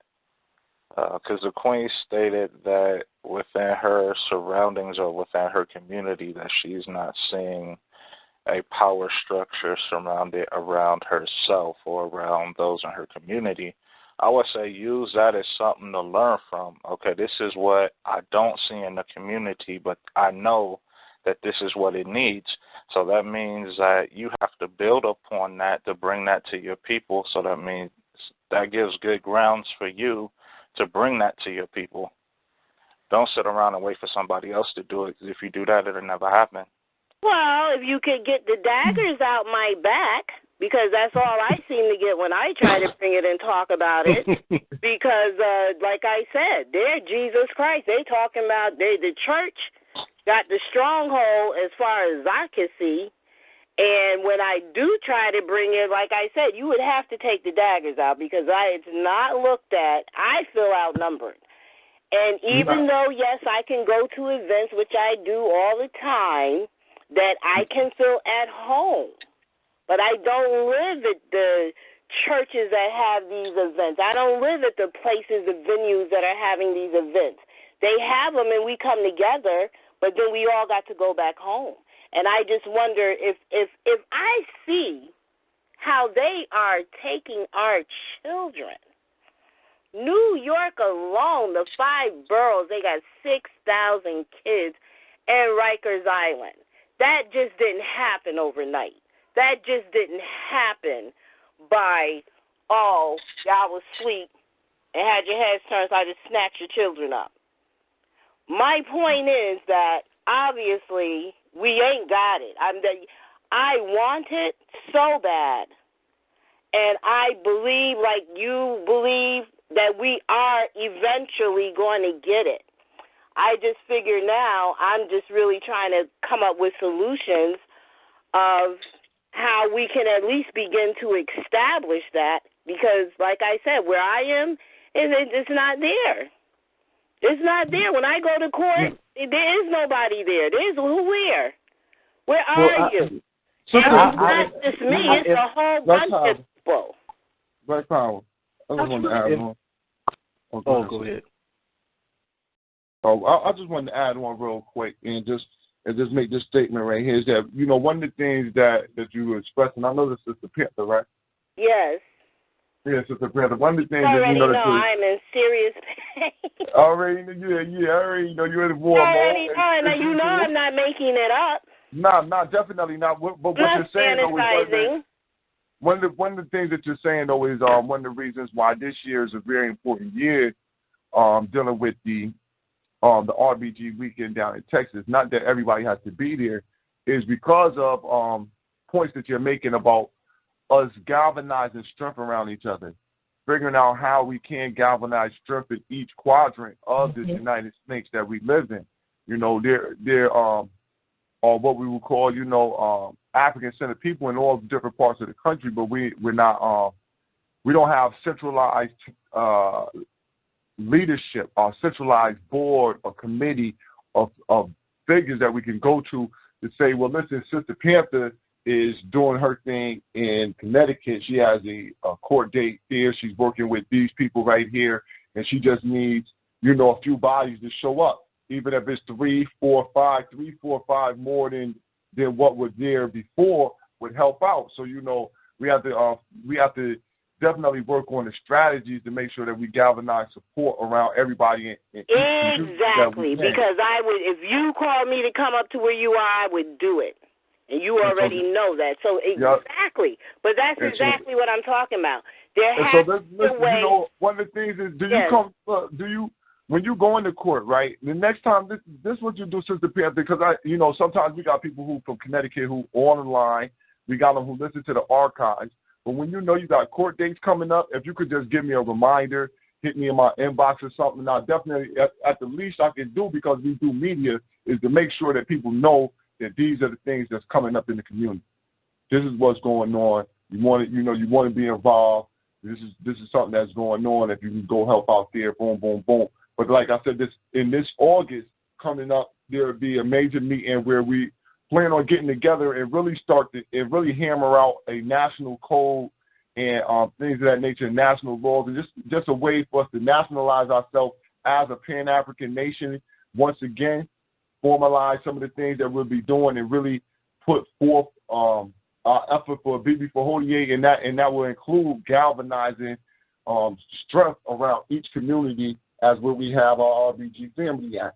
And I know the brother wanted to add on, so go ahead, Tim. Yeah, something I wanted to add on is as well to that is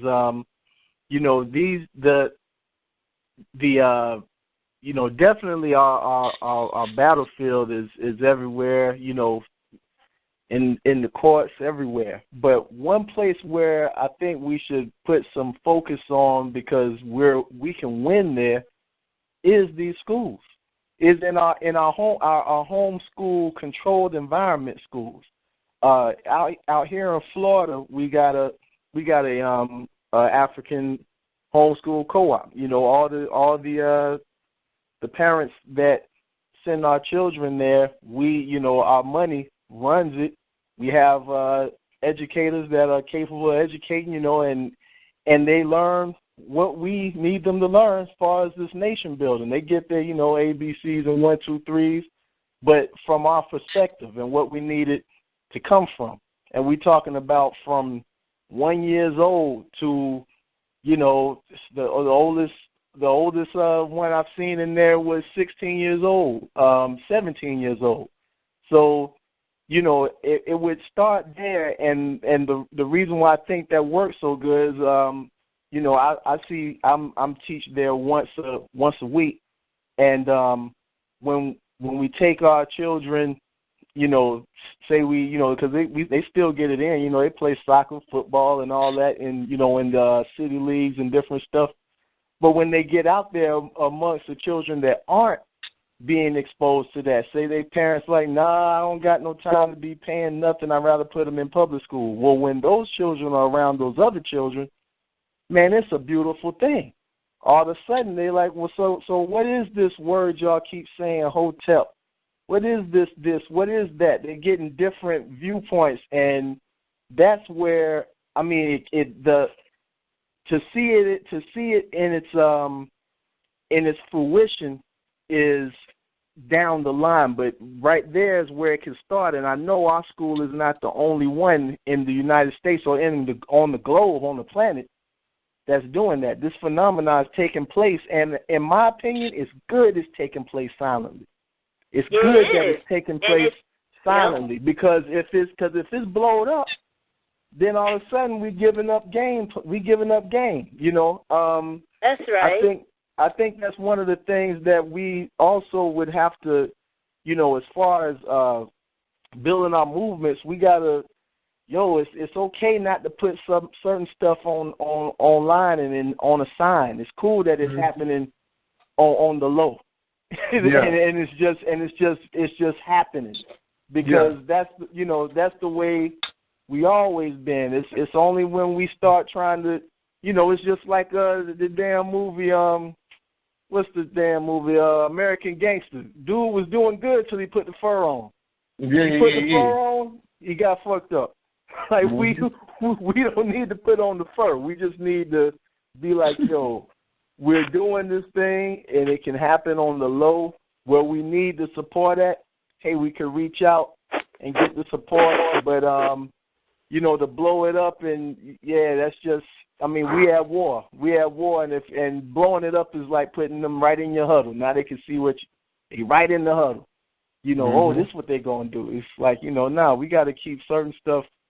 But I will say it's happening. I see it all the time. My daughter, she played chess. That's her thing. We be going to these competitions, but when we go, and she's with some other children that's straight, they black, but man, the cracker all up and through that little child over there playing chess, and she sit down with them and say, and she's a talkative child, she regular 8-year-old, she'll say, did you know this came from the game Senat?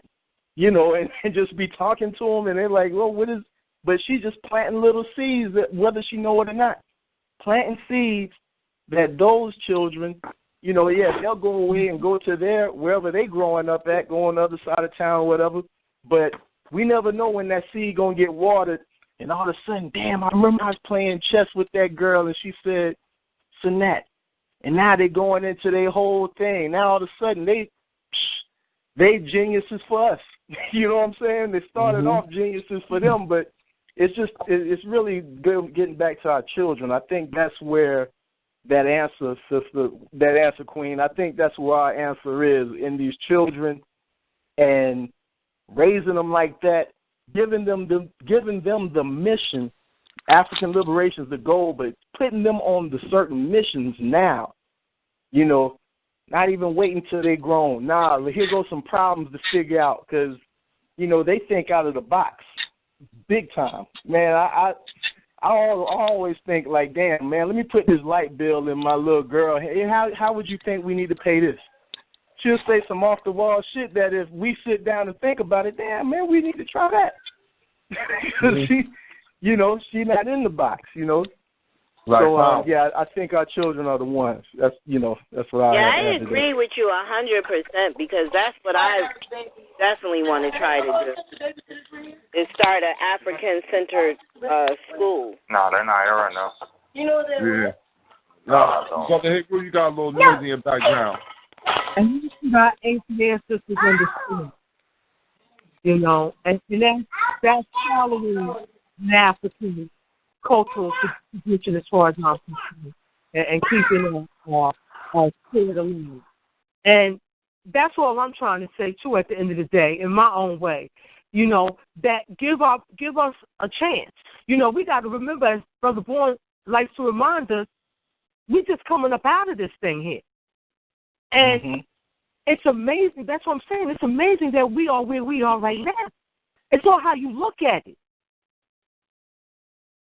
Right? Indeed. It's always perspective. You know, we have to always check our perspective and to see if we're dealing from a perspective of losing people or people who want to grind and win. You know what I mean? And so, and 9 times out of, you know, more times we already geared to look at it in a negative light. But I can understand Sister Panther's frustration. But, you know, as the brother Ty here was speaking on, is that our main thrust is to just fill our children up with that which they need to know. You know what I mean? It's hard to awaken 30-year-olds, 35-year-olds, unless they're already on the path to being awoke and they just need a spark. You know what I mean? Unless they already got, you know, they got things already stored up in them and they just need somebody to spark it.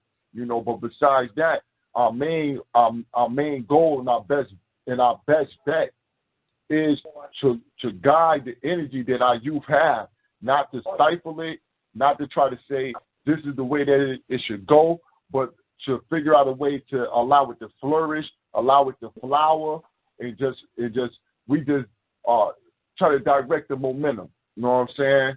We just don't know that, listen, this flower is supposed to grow up. You know, make sure that we don't curve it no way, you know, to the left or to the right. Like, look, this is the way for this flower to grow.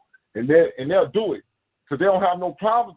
Like, as a brother said, they don't have the boxes. They're not confined. They don't have no problem with doing things that we would consider outside the box because they never seen the box anyway until we put them in it. Black power. Black power. So, you know, I'm homeschooling my daughter right now. You know what I mean? You know, we about having fun. I'm about, you know, learning. We learning logical fallacies right now. So I don't know why they're trying so hard bringing me back and forth to court to homeschool mine. This is ridiculous. And by law, I can do it. So I know their game plan, but I see what they're doing, and it's not just me. It's 2 other families I know. Like, you would just think I'm making this stuff up. Hold on, they fighting you against homeschooling? That's what you're going to court for? You're going to court because of you homeschooling your child? Yes. And they threatening not just me, a bunch of other parents, that if you don't, they're not saying don't put them back. They're either telling us we're either going to put them in if we're going to homeschool them, we're going to put them in special education, and threatening us that you either go to court and do this, and because I refuse, I'm in court, or they're going to try to take your child from you. And this is not just happening to me. Like I said, I know what you're talking about. Huh? You know, I understand what you're talking about. I understand where you're coming from with that kidnapping. The brother calls, and Brother Claw's not on right now. Well, he just moved to South Carolina, but he was dealing with that with the same type of situation. With dealing with his child who he was homeschooling, who the court was, you know, having problems with him, saying that he was homeschooling his child. Me personally. Right. I didn't have a problem because I brought my daughter up from Georgia. The last time she went to school, she was in Georgia. I took her out of there. You know, we enrolled her in Georgia, and I never enrolled her here in Connecticut. And that's why you're off the grid. Now that's smart. That's what I think all of us need to do is be off their grid. None of our kids need to be in school.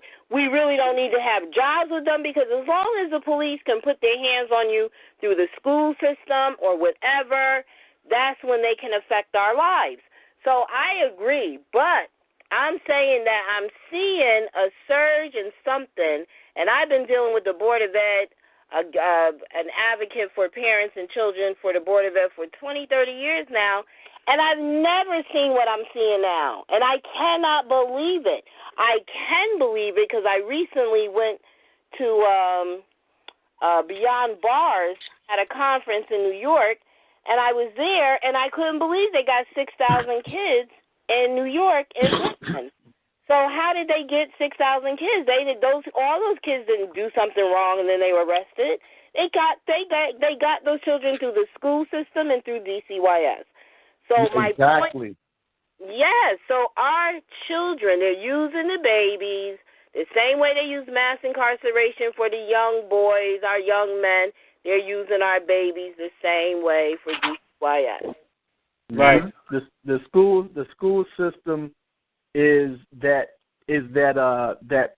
precursor to that prison.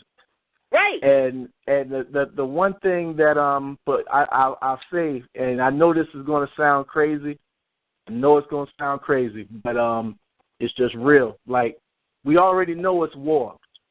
We already know it's war. We know what they have stated their end game. They have stated what they're trying to do. So to try to change anything of that within these crackers' paradigm, it's not going to work. So when they say, okay, you got to register your child as a homeschooler with the state, that shit makes no sense when you're talking about African liberation. Mm-hmm. It makes no sense. It's like going to your enemy, telling them, okay, we over here building on this. Please give us a pass. Right. You can't. So we can't do that. And right here, and on that. I mean, it's all over the country. Like, though some people have that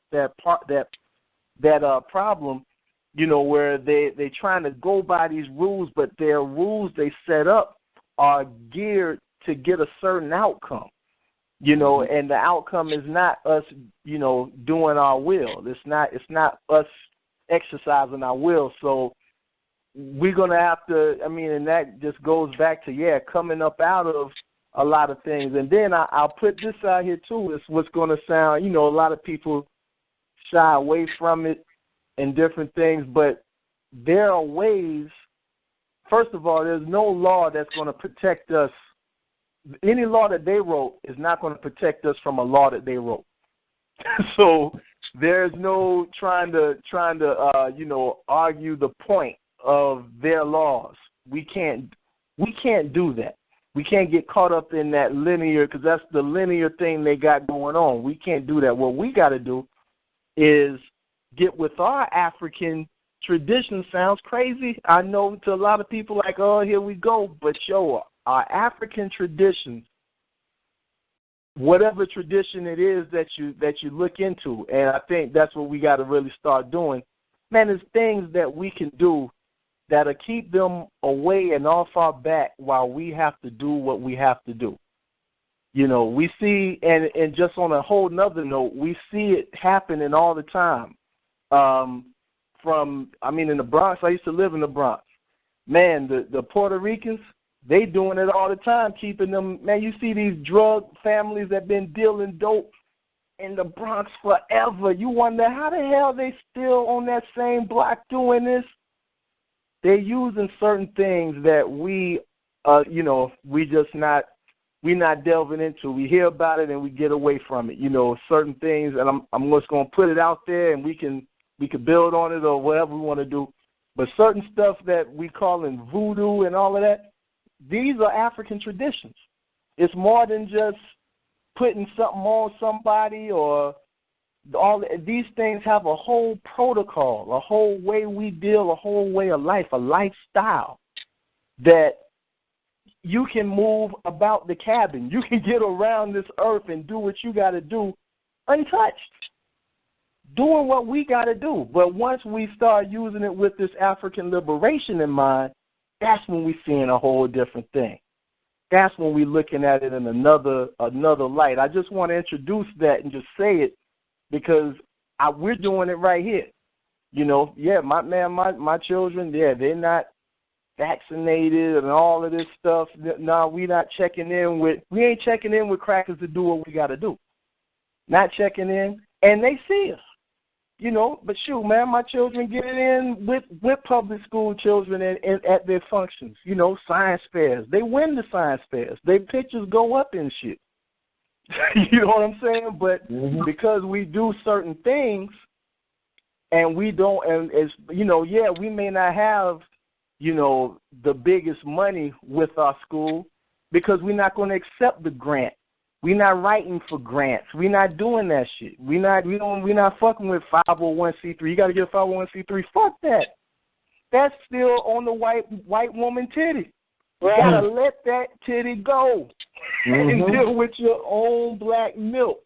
And our own black milk has our African tradition is the root of it. You know what I mean? So I just suggest, go in, man. You know those people that you say, oh, hell no, they be doing stuff. No, go to them. Holler at them. No, they might not understand our plight of African liberation, but if they love black people, which I know they do, they'll give you what you need. They'll give you what you need to hold yourself down. I've seen it many times, wondering what the hell I'm looking at, and then after a while, I'm like, oh, now I get what I was seeing. Man, in Puerto Ricans holding down a spot, they doing this. You look in a bag, there's some dead shit on the corner. You're like, what the fuck is this? That's right. And they're holding their whole block down for decades. Yo, you saying that, brother? I was locked up with a Puerto Rican dude one day. Well, for a little while, matter of fact, I was locked up with him, and we was matter of fact, we was in the county, so we both going back and forth to court.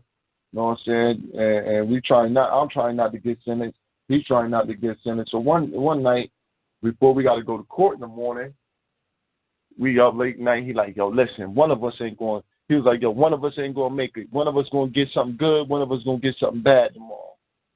I said, why you say that? He said, yo, watch this. So he sat there for a little while, had a bunch of playing cards out. He messing with the playing cards. He done cut himself a couple times and put blood on the damn playing cards. He over there. He was doing whatever he was doing. He was doing whatever he was doing. And I'll tell you this, the next day we went to court, he got his ass whooped, and I got home. I'm talking about the sheriff beat the shit out of him. Me, I went to court. I didn't get out that night, but I went to court, and they was like, yo, listen, next time you come to court, we got everything set, and you'll be up out of here. I said, oh, okay. I get back to the county. I'm waiting for Wet to come back. They like, yo, he not. They was like, yo, your Sully not coming back. I was like, yo, why not? Yo, he in the hospital. He done got fucked up by the sheriff. Sheriff done beat the brakes off. No, brother, that's ill because see, my people from the South.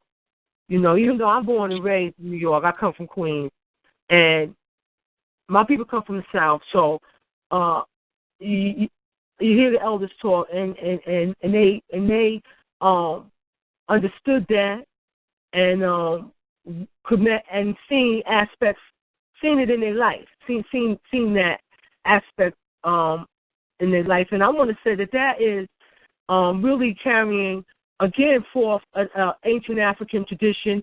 Our ancestors understood that you had a connection, not just a physical connection to your ancestors, but also a psychological, spiritual one to your ancestors, and that component could be called upon, could be used, that is a science, and that also they understood the manipulation of that aspect in the natural world, nature. That's right. Upon that and utilize that.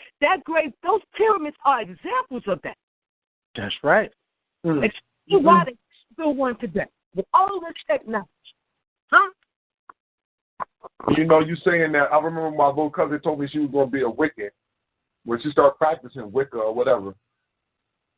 And my aunts and them thought she was bugging out, but I really was like, I didn't have no problem with it because I understood what she was, I understood where she was coming at with the situation. She was like, yo, I'm just trying to understand the sciences of nature better.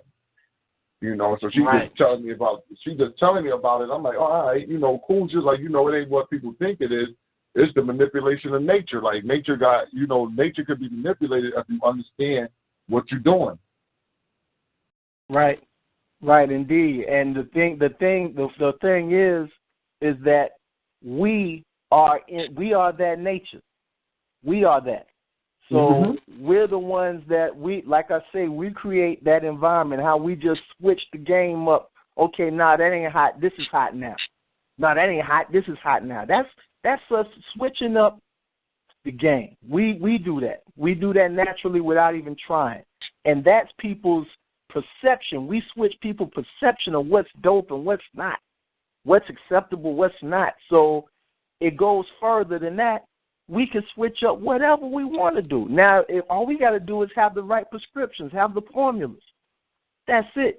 And when we talk about them coming down on us, man, if we just focus on our missions, and that's one thing. We got to know our mission, We know the goal, but what are the missions, the steps to the goal? When we got those steps to the goal that we can focus on and then use our traditions and be humble enough to say, okay, I don't know that. I don't know that tradition. Who does? Let me get with them. Yo, this is what I'm trying to do. It might be a search. People might be like, get the fuck out of here. That's what's going to be. But once you get to where you get to your fam that you got that's holding you down, then you can grow in it as much as you want. But, we got the vision of African liberation, and everybody want to get free. Even those priests and priestesses that ain't fucking with us, they still got to wake up to that damn alarm clock. As long as there's an alarm clock waking them up to go to work, their ass ain't free. And they don't want to wake up to that shit. So if we got a plan to that, we got a plan for that. And they have certain knowledge of our ancient customs and ancient shit. They got it locked in. Man, it ain't no way. I mean, that's how the Haitian Revolution happened. That's how Cuba is still free to this day, untouched, because they steeped in our African traditions and holding the whole island down, unfuckwittable. I mean, how can the island? I mean, Obama just went and had a meeting with them. They said, we want these 4 Cubans out of jail. They said, well, give us asada. They said, oh, hell no, you ain't getting asada. And then out of that came, well, let's have some more talks. They really think they're about to get in there like that. Like, nah, as long as them traditions are strong and the people who are running the tradition are feeling like, yo, we want to keep this shit to us, it'll stay that way. Mm-hmm. It'll stay that way. You know what I mean? The African tradition is very strong. Right. Very strong. So I think that's one of the avenues that we would, if we looked at it, a lot of stuff would miss us. I mean, and I could go on forever about that thing, but you know what I mean? You saying that though, I think that, a lot of us came up, like I came up out of the nation of gods of earth, right? You know what I mean? So everybody, people come from different backgrounds.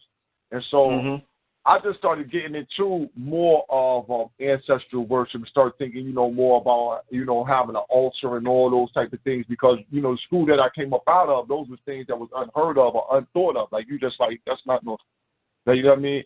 It was deemed mystery. Like, you know what I'm saying? It was deemed spookism. Like, you know what I'm saying? You think it's spooky. Right. You feel me? But now the more that, the more that I look at the rest of the community, I start to see that we do have a need to make that connection on a regular basis to our ancestral realm. So, I started doing putting the extra plate out for the family, you know what I'm saying, putting extra food and all that. And I think that, at the least, it'll be a commonality and it'll be an energy that's something that people not even thinking about if we just all get a little altar inside our house, maybe, right. And maybe have it, like on the August, like on Garvey Day, you know what I'm saying, August 17th, on Garvey Day, or at the altar, everybody across the nation got a picture of Garvey at the altar. That'll be powerful. It'll bring powerful energy. Right. You know what I'm saying? We got to start doing those things because those are connected energies that we need. You know what I mean? And we calling on the name of the ancestors at the same time. That's one of the reasons why on the show we give praise. We praise Nat Turner and Harriet Tubman. You know what I'm saying? Because of their kindred spirit.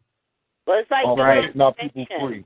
Then we give glory to Garvey and Ida B. Wells because of their kindred spirit. You know what I'm saying? Of getting our people free. They both was organizers. They unified us through the pen. You know what I'm saying? They both were people who wrote prolifically and made sure that the people knew what time it was. And we also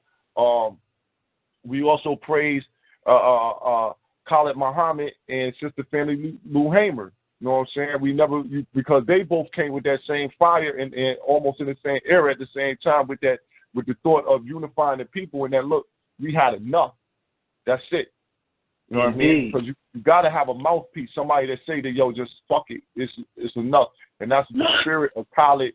That's the spirit of Khalid and Fannie Lou Hamer. We always try to give that ancestral energy and also to have that duality of Ma'at, that balance of male and female dealing with the same aspects.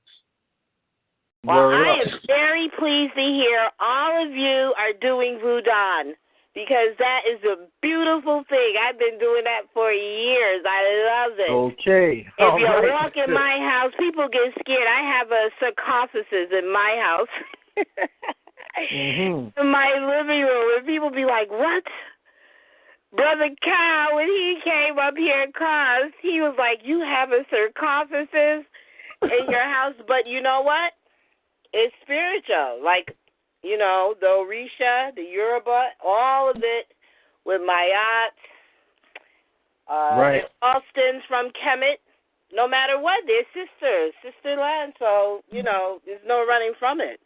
But like you said, when you give homage to the ancestors you name, that's like giving libation. That's right. So I've been doing that for years. I used to teach and study African drumming and dance.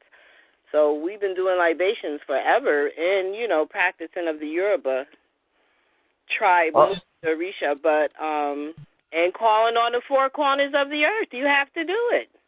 Right. Those are that's what makes us, you know, when we say God and Goddess, that's what that means. The everlasting power, that blood, that DNA, that our blood has no beginning, no end, and contains all the knowledge. It's all the knowledge to. It's like it's no knowledge. You know what I mean? It's so much that it's nothing. And that's how deep. That's what makes us God. So when we're able to activate that DNA, and I mean definitely calling on the ones that we all know, but grandmama, call grandmama up, right up out your own DNA. I mean, you got eons of ancestors running through your blood right now, and you got eons of the ones to come running through your blood right now. I mean, just scientifically, that's what DNA is about. Where you came, where you going. Our shit, right when they think they got his pen, there go another old person.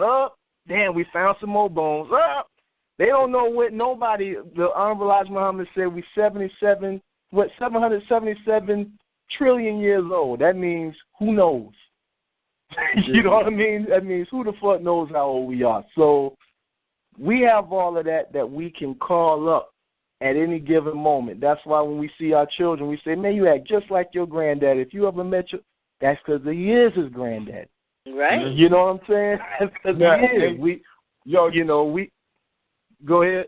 No, but I was, I'm just listening to what y'all saying, and y'all just remind me of different things. I just seen my nephew and my older brother. They didn't live together at all. They didn't live together at all. You know, he took care of them, but they did not live together. And I see my nephew, so he just, nephew just turned 20. Nephew, although I'm looking at nephew, and nephew looks so much like my brother, right? It make me feel like a little kid when I look at him, because he looked like my big brother young. You know what I'm saying? So shit is real weird. But he walked like him. I'm talking about this, he walked, talked, all his mannerisms is just like him. Like, I have him in the house with me, and I really feel like it's my older brother in the house with me, because the way that he taught everything about him. So I understand that's that ancestral. Even though that's just one generation, but you can see that all those mannerisms, those things are passed down. Those are innate things that are within us. We are we are our people. That's right. That's right. So all those folks who made the people who made the pyramids, we still here. The people who made the goddamn the conquerors of the old days, even the ones that was in. Kemet had 10,000 years of peace. That's just super. Like, a country can't go 100 years now without getting into some drama. You know what I'm saying? It's like, so we come from that bloodline. Each of us got a bloodline that stretches that far back. So when we talk about our traditions who knows how old they are, but they are there for us to use. So we could get in there and work different stuff in this environment, work this nature, work it, so that boom, that they ain't fucking with your children. You trying to get your children homeschooled, they can't fuck with you because you work the environment so you're invisible to their linear eye. They can't see you. Why you got to do what you got to do, and I mean, it's people that's right up in the school system getting stuff done, but they working them pots, so they just getting it done. You know what I mean? If that's what the mission is. Now we could take it further and be like, okay, is our mission to be up in there, or is our mission to do our own thing and eradicate that shit? Get it out of here. Yeah. Build our own thing, power our own thing up in our own way, looking past even paper. Oh, man, we ain't got money. Money is just the means to the end. So really we just want the end. Fuck the means. We just need the end. Yeah, exactly. You know what I mean? The African perspective. And I like to say, when you was manifesting on our connections to our ancient ancestors on a physical DNA level, that DNA level also speaks of it on a mental level, that we have a collective, a memory bank, an ancestral memory bank. And if we can undo that, I'm going to call it, the cracker beast grip on our mind through this a reality that we go through those that have been raised up on its TV and went through its school system. If you can undo that, we can tap into that on that level as well. You know what I mean? That physical connection says that we have that mental, spiritual connection. That's right. But we got to also acknowledge the fact that we done went through something psychologically. That's right. The crack the beast and try to put a stone, a capstone on our shit, a doorway, because they can't tap into that blackness of the universe that our ancestors spent 300,000 years studying. Studying. Yep. And found out that blackness, the black dot, the black sea, the archetype, was throughout everything. Indeed. They want our prized possession, our black woman, because y'all carry, really, the black woman carry it all. That triple stage darkness is the womb. Everything is there. Everything and no things at once is in the black woman's womb. Right there. They say, black man, get with this white bitch, and black woman, come get with us. That's what they've been trying to do. They're trying to mix that shit up. They're trying to live long, and the black woman is the key to live long. So they know they got to do that. I mean, but again, African tradition, they know it innately that they need to get with y'all. We know it innately that we need to protect y'all. It's just about the goddamn colonization that's on our head that we got to peel these onion back so that we can remember what it is that we do. Remember our whole thing. And I mean, the shit is deep. But we could be here all night on that one. But most definitely, sis. Yeah, you right on point with that. And I got to tell you, brother, that comes from me studying what the brother Little brought up. We in a hangout. We're dealing with Dr. Richard King, MD's work, the African origin of biological psychiatry, and he brings this up. The student of Dr. Benz, and out of Dr. Ben's mouth, he said that this brother is the one who had gave him the ideal of taking our people back on that educational reawakening tour that brother, the great brother Baba Kwesi has continued, taking us back to Kemet, taking us back to the Sudan, taking us back to Ethiopia, taking us back and teaching you. And that I can't wait to go back. I can't wait for my chance to go with Baba Kwesi and his queen, But it's this brother who put this work out. He was one of Dr. Ben's students back in the 70s. And this work is serious, and it deals and it ties in with melanin and all that on a biological, scientific level. And some of the family can attest to that. That's on the line listening to it. And if nobody's read it, I suggest you get that book. You know, it's a beautiful thing to teach because it shows them that their essence, that the essence connects you to Ra, that your ancestors was on point. Blackness is the key to life. Your ancient ancestors, our ancient ancestors' definition for blackness was all things that was beautiful. Like the blackness. Like what you call space, outer space. The doorway, the archetype, seed, made carbon. Melanin, the first crystal that can capture light and reproduce itself. It's made carbon. Carbon is black. So, you know, ancestors was studying this 300,000 years, and he shows in his work. So it's a beautiful thing. You realize how special you are. Man, with the babies with that kind of arm with that right there, the babies coming out with that, there we go. You know what I'm saying? Our answers are sitting right up. Our answers in the bed sleeping right now, waiting to wake up in the morning. Whether we send them to the enemy to get taught or whether we hold them right here with us, that's where the war is being won. The war is being waged right there on the choice to send them on that school bus or teach them what we need to be teaching. You know what I mean? Man, yeah, sis, that's beautiful. That's beautiful. That's beautiful. Black power, and it's funny you say that because one of the brothers said that. One of the brothers, Tim, had said just that. Imagine if we had this, that we got to share this information. We got to get this to the babies. We have to open up their scope to see. Even if everything around you is telling you that blackness, what you represent, is inferior. In fact, it's the opposite. Life itself. In fact, you have to, for anything to, any human, or what you want to call human, to be born, you have to have a certain degree of melanin to be born. In the 28th hour of fertilization, this is the brother breaks it down like this, King. He shows and proves. Yo, so y'all got to come to that study group, man.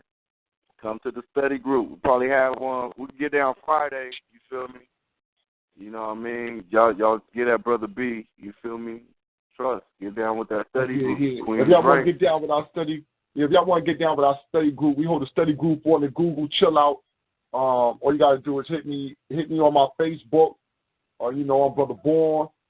Hit me on my Facebook, or Gmail me your Gmail address at blackpowerblock@gmail.com. Again, that's blackpowerblock@gmail.com if you want to get in on our weekly study session. Right now, our main focus is Dr. Richard King, African origin of biological psychiatry, the eye of Heru, the pineal gland. Oh yeah, Word. Yeah. I gotta check in, man. I gotta definitely check in with that. Yeah, brother, we're gonna be getting it in tomorrow, brother. And the Queen be on it, so she know that book. Indeed. Yeah, man, I'm gonna go ahead and check out, man. I gotta get up early and get by that school, man. I gotta get by the shoelace. But hey, I appreciate the bill with y'all, and I know y'all gonna continue. I'm gonna listen to the archives so I can see what I missed. But excellent bill. I'm glad I tuned in tonight. I'm gonna listen to all the rest of them that I didn't hear. Yo, listen, man. That feeling. Yo, Black Power, those out here. Have a good night, Black Power. Okay, y'all too. Here, you know what I'm saying? That's one of the brothers who definitely put in a lot of good work in the community. He doing a good media thing because, like you said, we got to have at least good music for our babies to listen to. Y'all check them out on Repat Nation, on Tahir RBG, doing the damn thing out there. Yes, sir. And I just, brother, I marry you for being an example that we all can follow. It's beautiful what y'all doing with the baby. And so revolutionary. And the ancestors are smiling. And I just want to say, I hope I could be like y'all one day, you know, where I'm residing at. I just think it's beautiful. And thank you for being an inspiration to me. Oh, I'm only a reflection. I'm only a reflection, sis. Black power. Black power. Black power. Black power. Yes, sir. You know what it is. We're definitely having an excellent discussion tonight on this Think Tank Thursday. We went in on a couple of things. And Sister Panther, though, you definitely got to hit me with that. You know, just make sure you hit me anytime that you got to go to court. We can see what we can do up here. You know, we got a couple. Every once in a while, we find a loose lawyer who still thinking African, who be willing to help look through people's cases. So we, you know what I mean, right here, we looking around right now. We got a couple young Africans over there at Yale who studying law that I talked to. I'm seeing where they mind at, and they seem like they want to get into their African selves, but they've been brought up so crackerish that it's, you know, it's hard. They've been brought up with, but they're looking into it. I just went over there and did a meeting with them. That was Tuesday. That was Tuesday. I was over there talking to them. So, you know, we definitely looking into that. But I would, you know, I would have no, you know, I was trying to get down there and just, you know, just show up and be a face, at least let them know that, you know, people showing up. And, you know, you got the drumming skill. I might have to send my little one down there to get some dance class or something. Yeah, I think we need to start something. I think with the kids you have up there and the ones I have down here, we definitely need to start a book something. I don't even care how Brother Cause going down to South Carolina, he was really the head of our schooling thing that we had going on up here, because he had been doing it a little bit longer than everybody else. So right. We reworking the situation, but I definitely know that spring is here. I would say that we should at least shoot for May to have some type of trip together, you know, take them to Boston Metropolitan, or at least New York Metropolitan, take them to the Schaumburg, something like that. Right. You know, just to bring them out. But I definitely think a trip to the Metropolitan Museum would be. I think that every child up here in the Northeast area of this North America should take that trip to that Met, because they have a whole temple from Kemet inside the museum. So, you know, hey. Let's at least go do some primary research. Let's go look. You know, you put your kids onto what the metal nature is, see what they can decipher. You know, they have a lot of easy, you know, easy diagrams where you can go to. You can just print it up and you can learn phonetic tones and things of that nature of metal nature. So you can at least go in and be able to identify certain certain things. And just the overall enjoyment of just being around so many different things that you've never seen before. Right. So I think we could definitely shoot for that. Probably like about the second week in May, because I know in August though I gotta get out there to Dallas. Got to get out there. If you know, strive to make your way out there from the 21st. And that's in August. 23rd. Yeah, that's August 21st through the 23rd. It's going to be the annual RBG family weekend.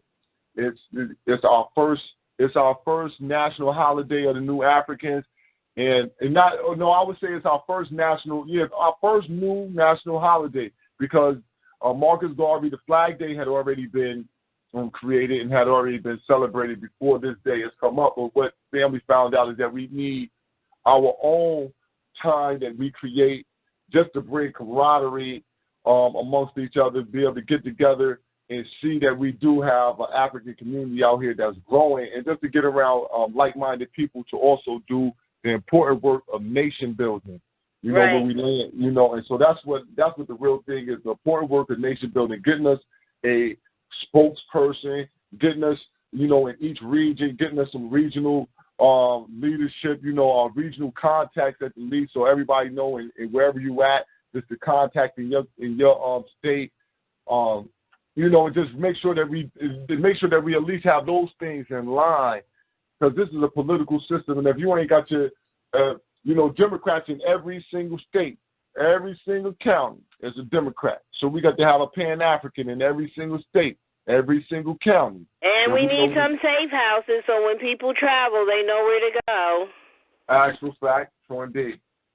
And Brother Boone, I just want to say I think you're also an example that we all can follow. The way you show the sister mad black love by offering up to support her in her fight to have her right to educate her African child.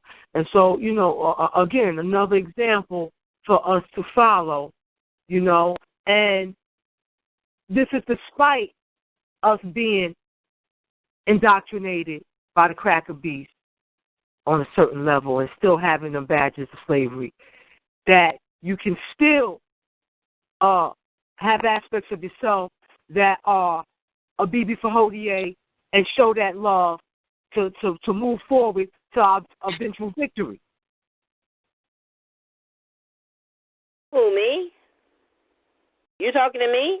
I'm talking about Brother Bourne giving himself up to give support in your fight.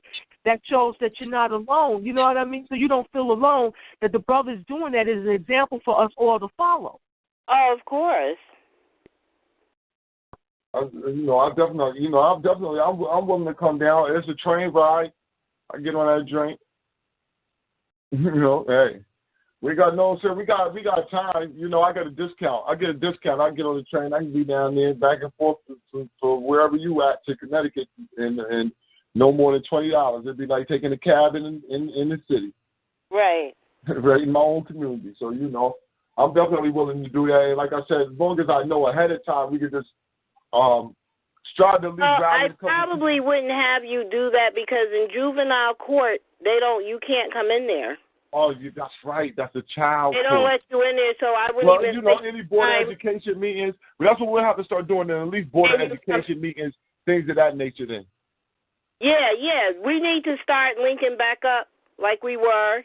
Start getting it back together. Start pulling in the energies and the people, and at least the ones that are interested.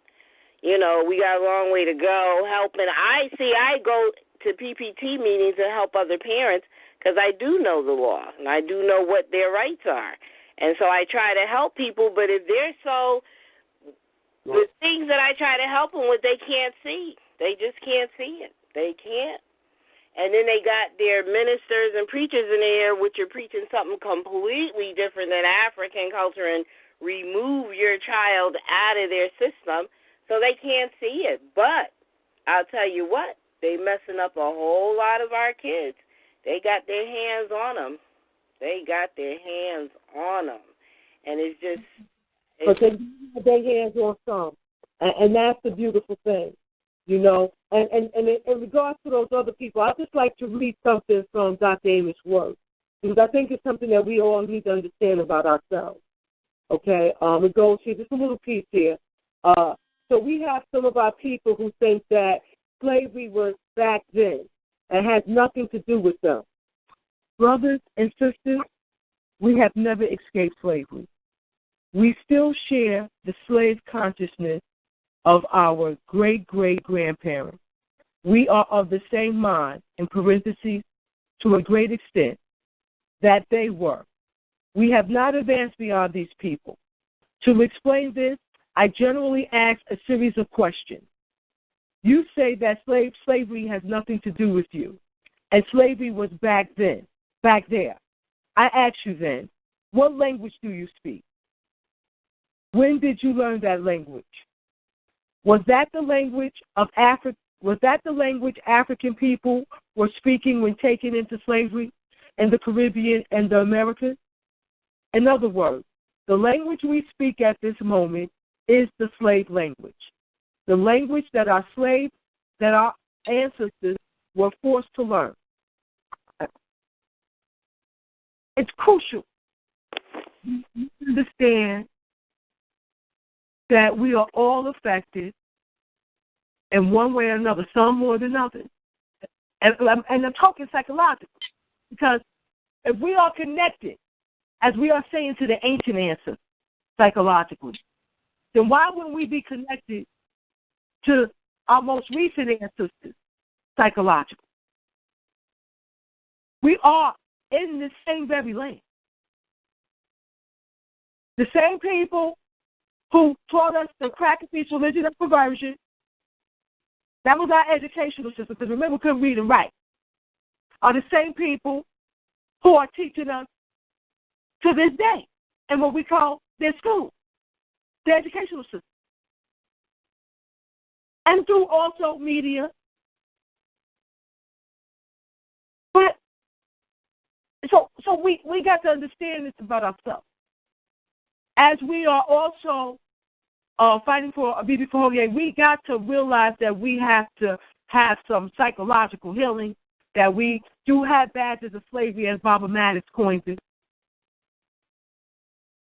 And none of us are removed from this. Black Power. Black Power. Black Power. So, let's see what we got going on. Let's see what else we have featured off tonight. I think going on in the community. I say this Saturday in New Haven. Well, hold on. You know what? Before we go to that, I just want to put a summary and sum up exactly what was going on the show today and where we at with post-traumatic slave disorder in the conscious community. Are we sick and not knowing it? And, as we've seen, we have family come on and we can see the symptoms that we know that we are infected by a virus, But we all know that it is all of us. This is not a singular thing. If one African is free, then none of the Africans is free because there's only one free. Your one freedom does not usurp everybody else's slavery. So, we have no big eyes inside this BB for Hodier. There's no one moral authority in this BB for Hodier because we're all victims. And so when we are all victims, victims don't have the right to tell other victims how to speak about their pain, nor about how to go about getting their freedom, as long as their freedom is not something that compromises the health and well-being of other Africans. You know what I mean? So, and those are the things that I just want to expound, just so nobody gets just this air of I'm greater than you, and we don't want people to feel like people are out here running around greater than them, because we know that there are new people still coming into the community. There's people still striving to find out what it is to be African, and no one wants to leave the church to go back to another dogmatic type of situation where you got somebody beating you in the head like, oh, you ain't going to get to heaven because you said shit. You ain't getting to heaven. You ain't right because you still, you nigga. You ain't right because you said motherfucker. You ain't right. You drunk a beer yesterday. You ain't right. You smoking reefer. Don't got time for that shit. Black Power. I don't want, and that's not to condone you just getting drunk, falling the fuck out and all that, none of that, but just at the end of the day, man, I understand victims. I understand victims, man, and so I'm a victim like the next victim. So I allow for a victim to vent, and I allow for a victim to do that which they feel is correct for their BB for Hodier. A lot of times we are committing suicide slowly, killing our own selves for that. But how can I can suggest to you that what you're doing is killing you, but I can't hold anger or hold fault with you about what you're doing when you're living under the same racist fucking system that I'm living up under, and you feel like you're dying anyway. You know what I mean? That's why I understand people who smoke crack. They fucked up. They feel like shit's so fucked up that they're gonna kill themselves slow, and they feel like at least at the time when they're killing themselves, they're getting something good out of it. You know what I mean? And that's not. And I even tell people go smoke crack. But if you feel like I'm saying that, then use a jackass any fucking way. But go ahead.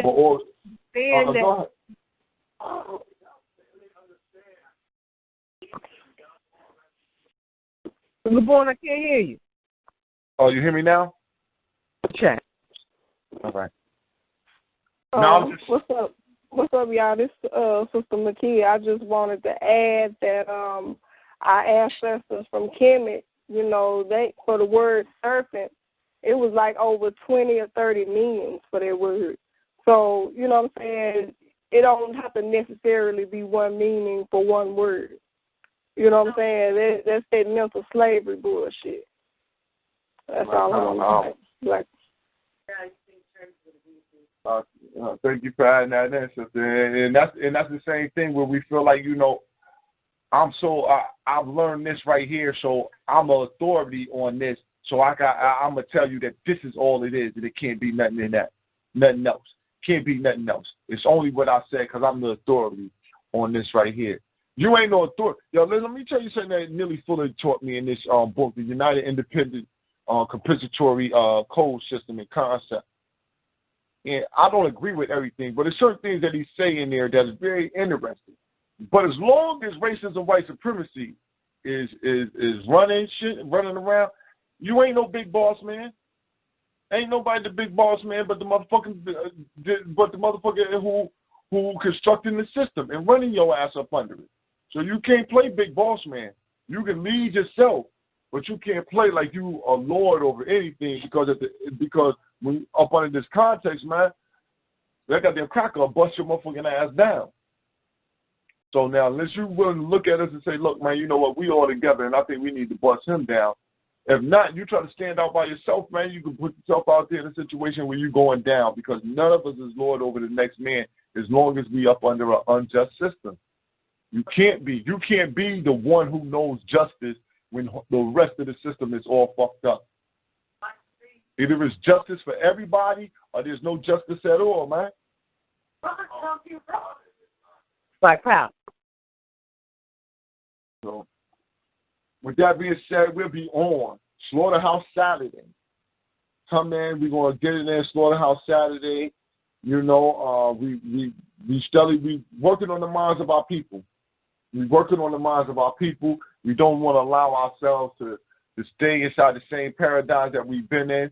We don't want to stay consciously slaves. We don't want to be conscious slaves to the Caucasian. So one of the things that we're going to work on is the thought of evolution. That's going to come up this weekend. We don't get into too much of this type of stuff. We really lay it down. But this weekend we're going to have Brother Uncle K from the Alma Ra Squad come in. We're going to have us an African discussion about evolution, whether or not we evolved from apes, monkeys, simians, whatever you want to call it, and whether or not whether or not the Caucasian is a direct evolved being from up out of us, whether they are mutated being from directly up out of us, or if they are a separate species who happen to be hybrid, who are hybridized right now by mixing with us. So, we're going to lay a lot of that stuff out on the line. How your children, this will be a show that, your children should listen to because it'll be a show that will be breaking, we will have a lot of scientific information. You should, this is a show that I would tell everybody to get into the chat room. If you can't get in the chat room, we'll be dropping links into the chat room so you can be able to ride along with the information. We don't want anyone lost when we're dealing with this evolution thing. So y'all come on in. That'll be Slaughterhouse Saturday. That'll be 9:30 p.m. on Eastern. It'll be 6:30 on the west side, the best side, and everybody else know how you do. You line up in between. Is there anything else? Like I said, this Saturday, 3 to 5 at the Stetson Library, though, out here in New Haven, Connecticut.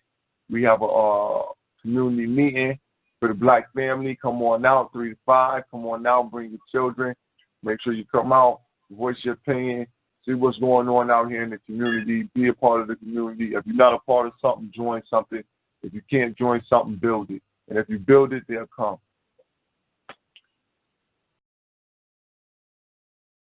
Wow, is that at the same library that you had the one before? Yes, it's no. This is at a different library. It's over in the Newhallville section. It's on Dixwell Avenue. That library was that's Washington Avenue. Right. Oh, I know Dixwell Avenue. Yeah, it's on Dixwell. Now we had the one right here in the black, that one in the Hill is a black community, but it's more integrated with Spanish. But this over here, this area is basically the African part New Haven. So it'll be over here. Very interesting. It's gonna be like I said, it's gonna be a community thing. I'm gonna go out there, and black people, listen, yo. Let me say something too, family. If you know people I'm glad the Queen called this, Sister Panther called in, and she spoke on the things that she's going through and just not getting the support.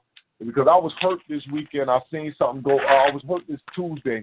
I went to a rally, and just a reminder of the brutality of the police, where one of our brothers here, a brother named Malik Jones, was murdered 18 years ago here in this city, and so I went to a rally that his mother was there, and just to make sure, and the rally is really about commemorating it and making sure that people don't forget to keep the fight going. She's been fighting for a long time. She's won lawsuits. She's had lawsuits taken back.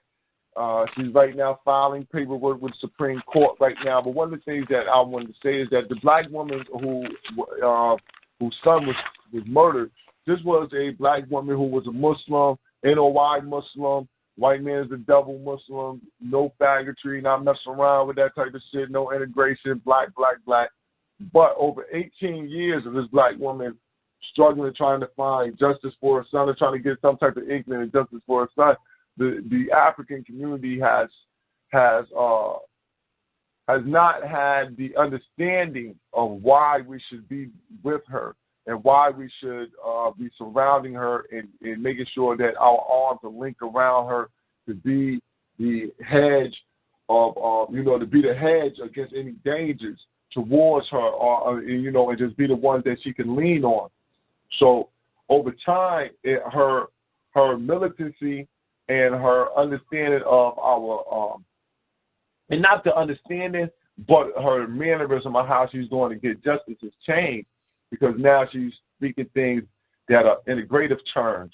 And one of the things that she's willing to integrate into her fight is faggotry. Now, I always know that white people will come. White people will be trying to get in and try to, we care too, Black Lives Matter. I just seen a rally with all white people screaming Black Lives Matter, not a black person with them.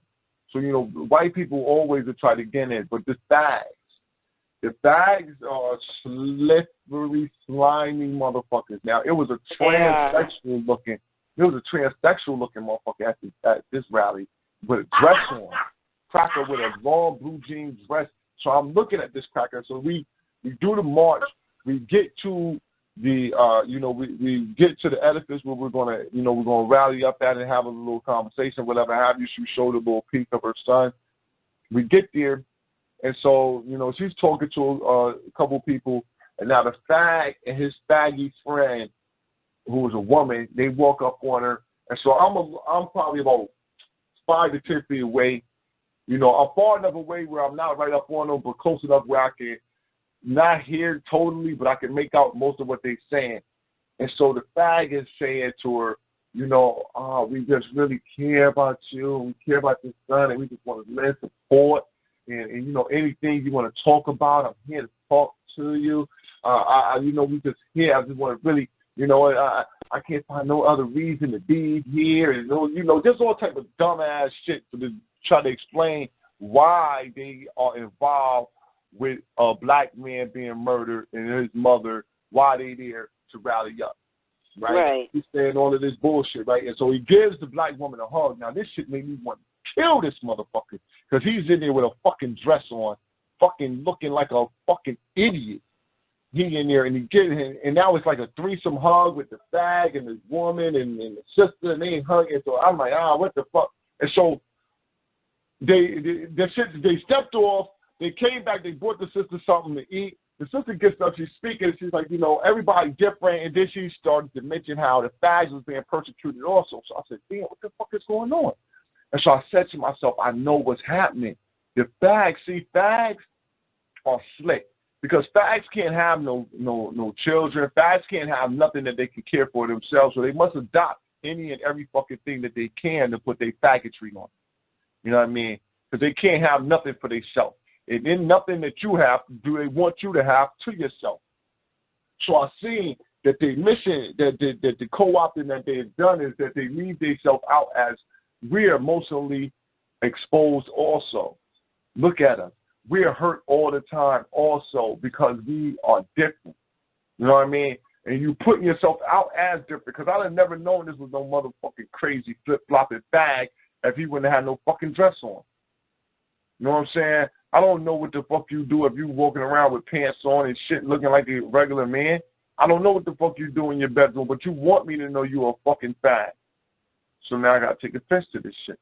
So, as I said, though, one of the things that I realized, though, is that what fags do is they use the fact that our people are not there. We are not surrounding our own things that should be our own interests, so they could easily come in and co-opt those things and take something that is about black lives and make it about all lives. We matter.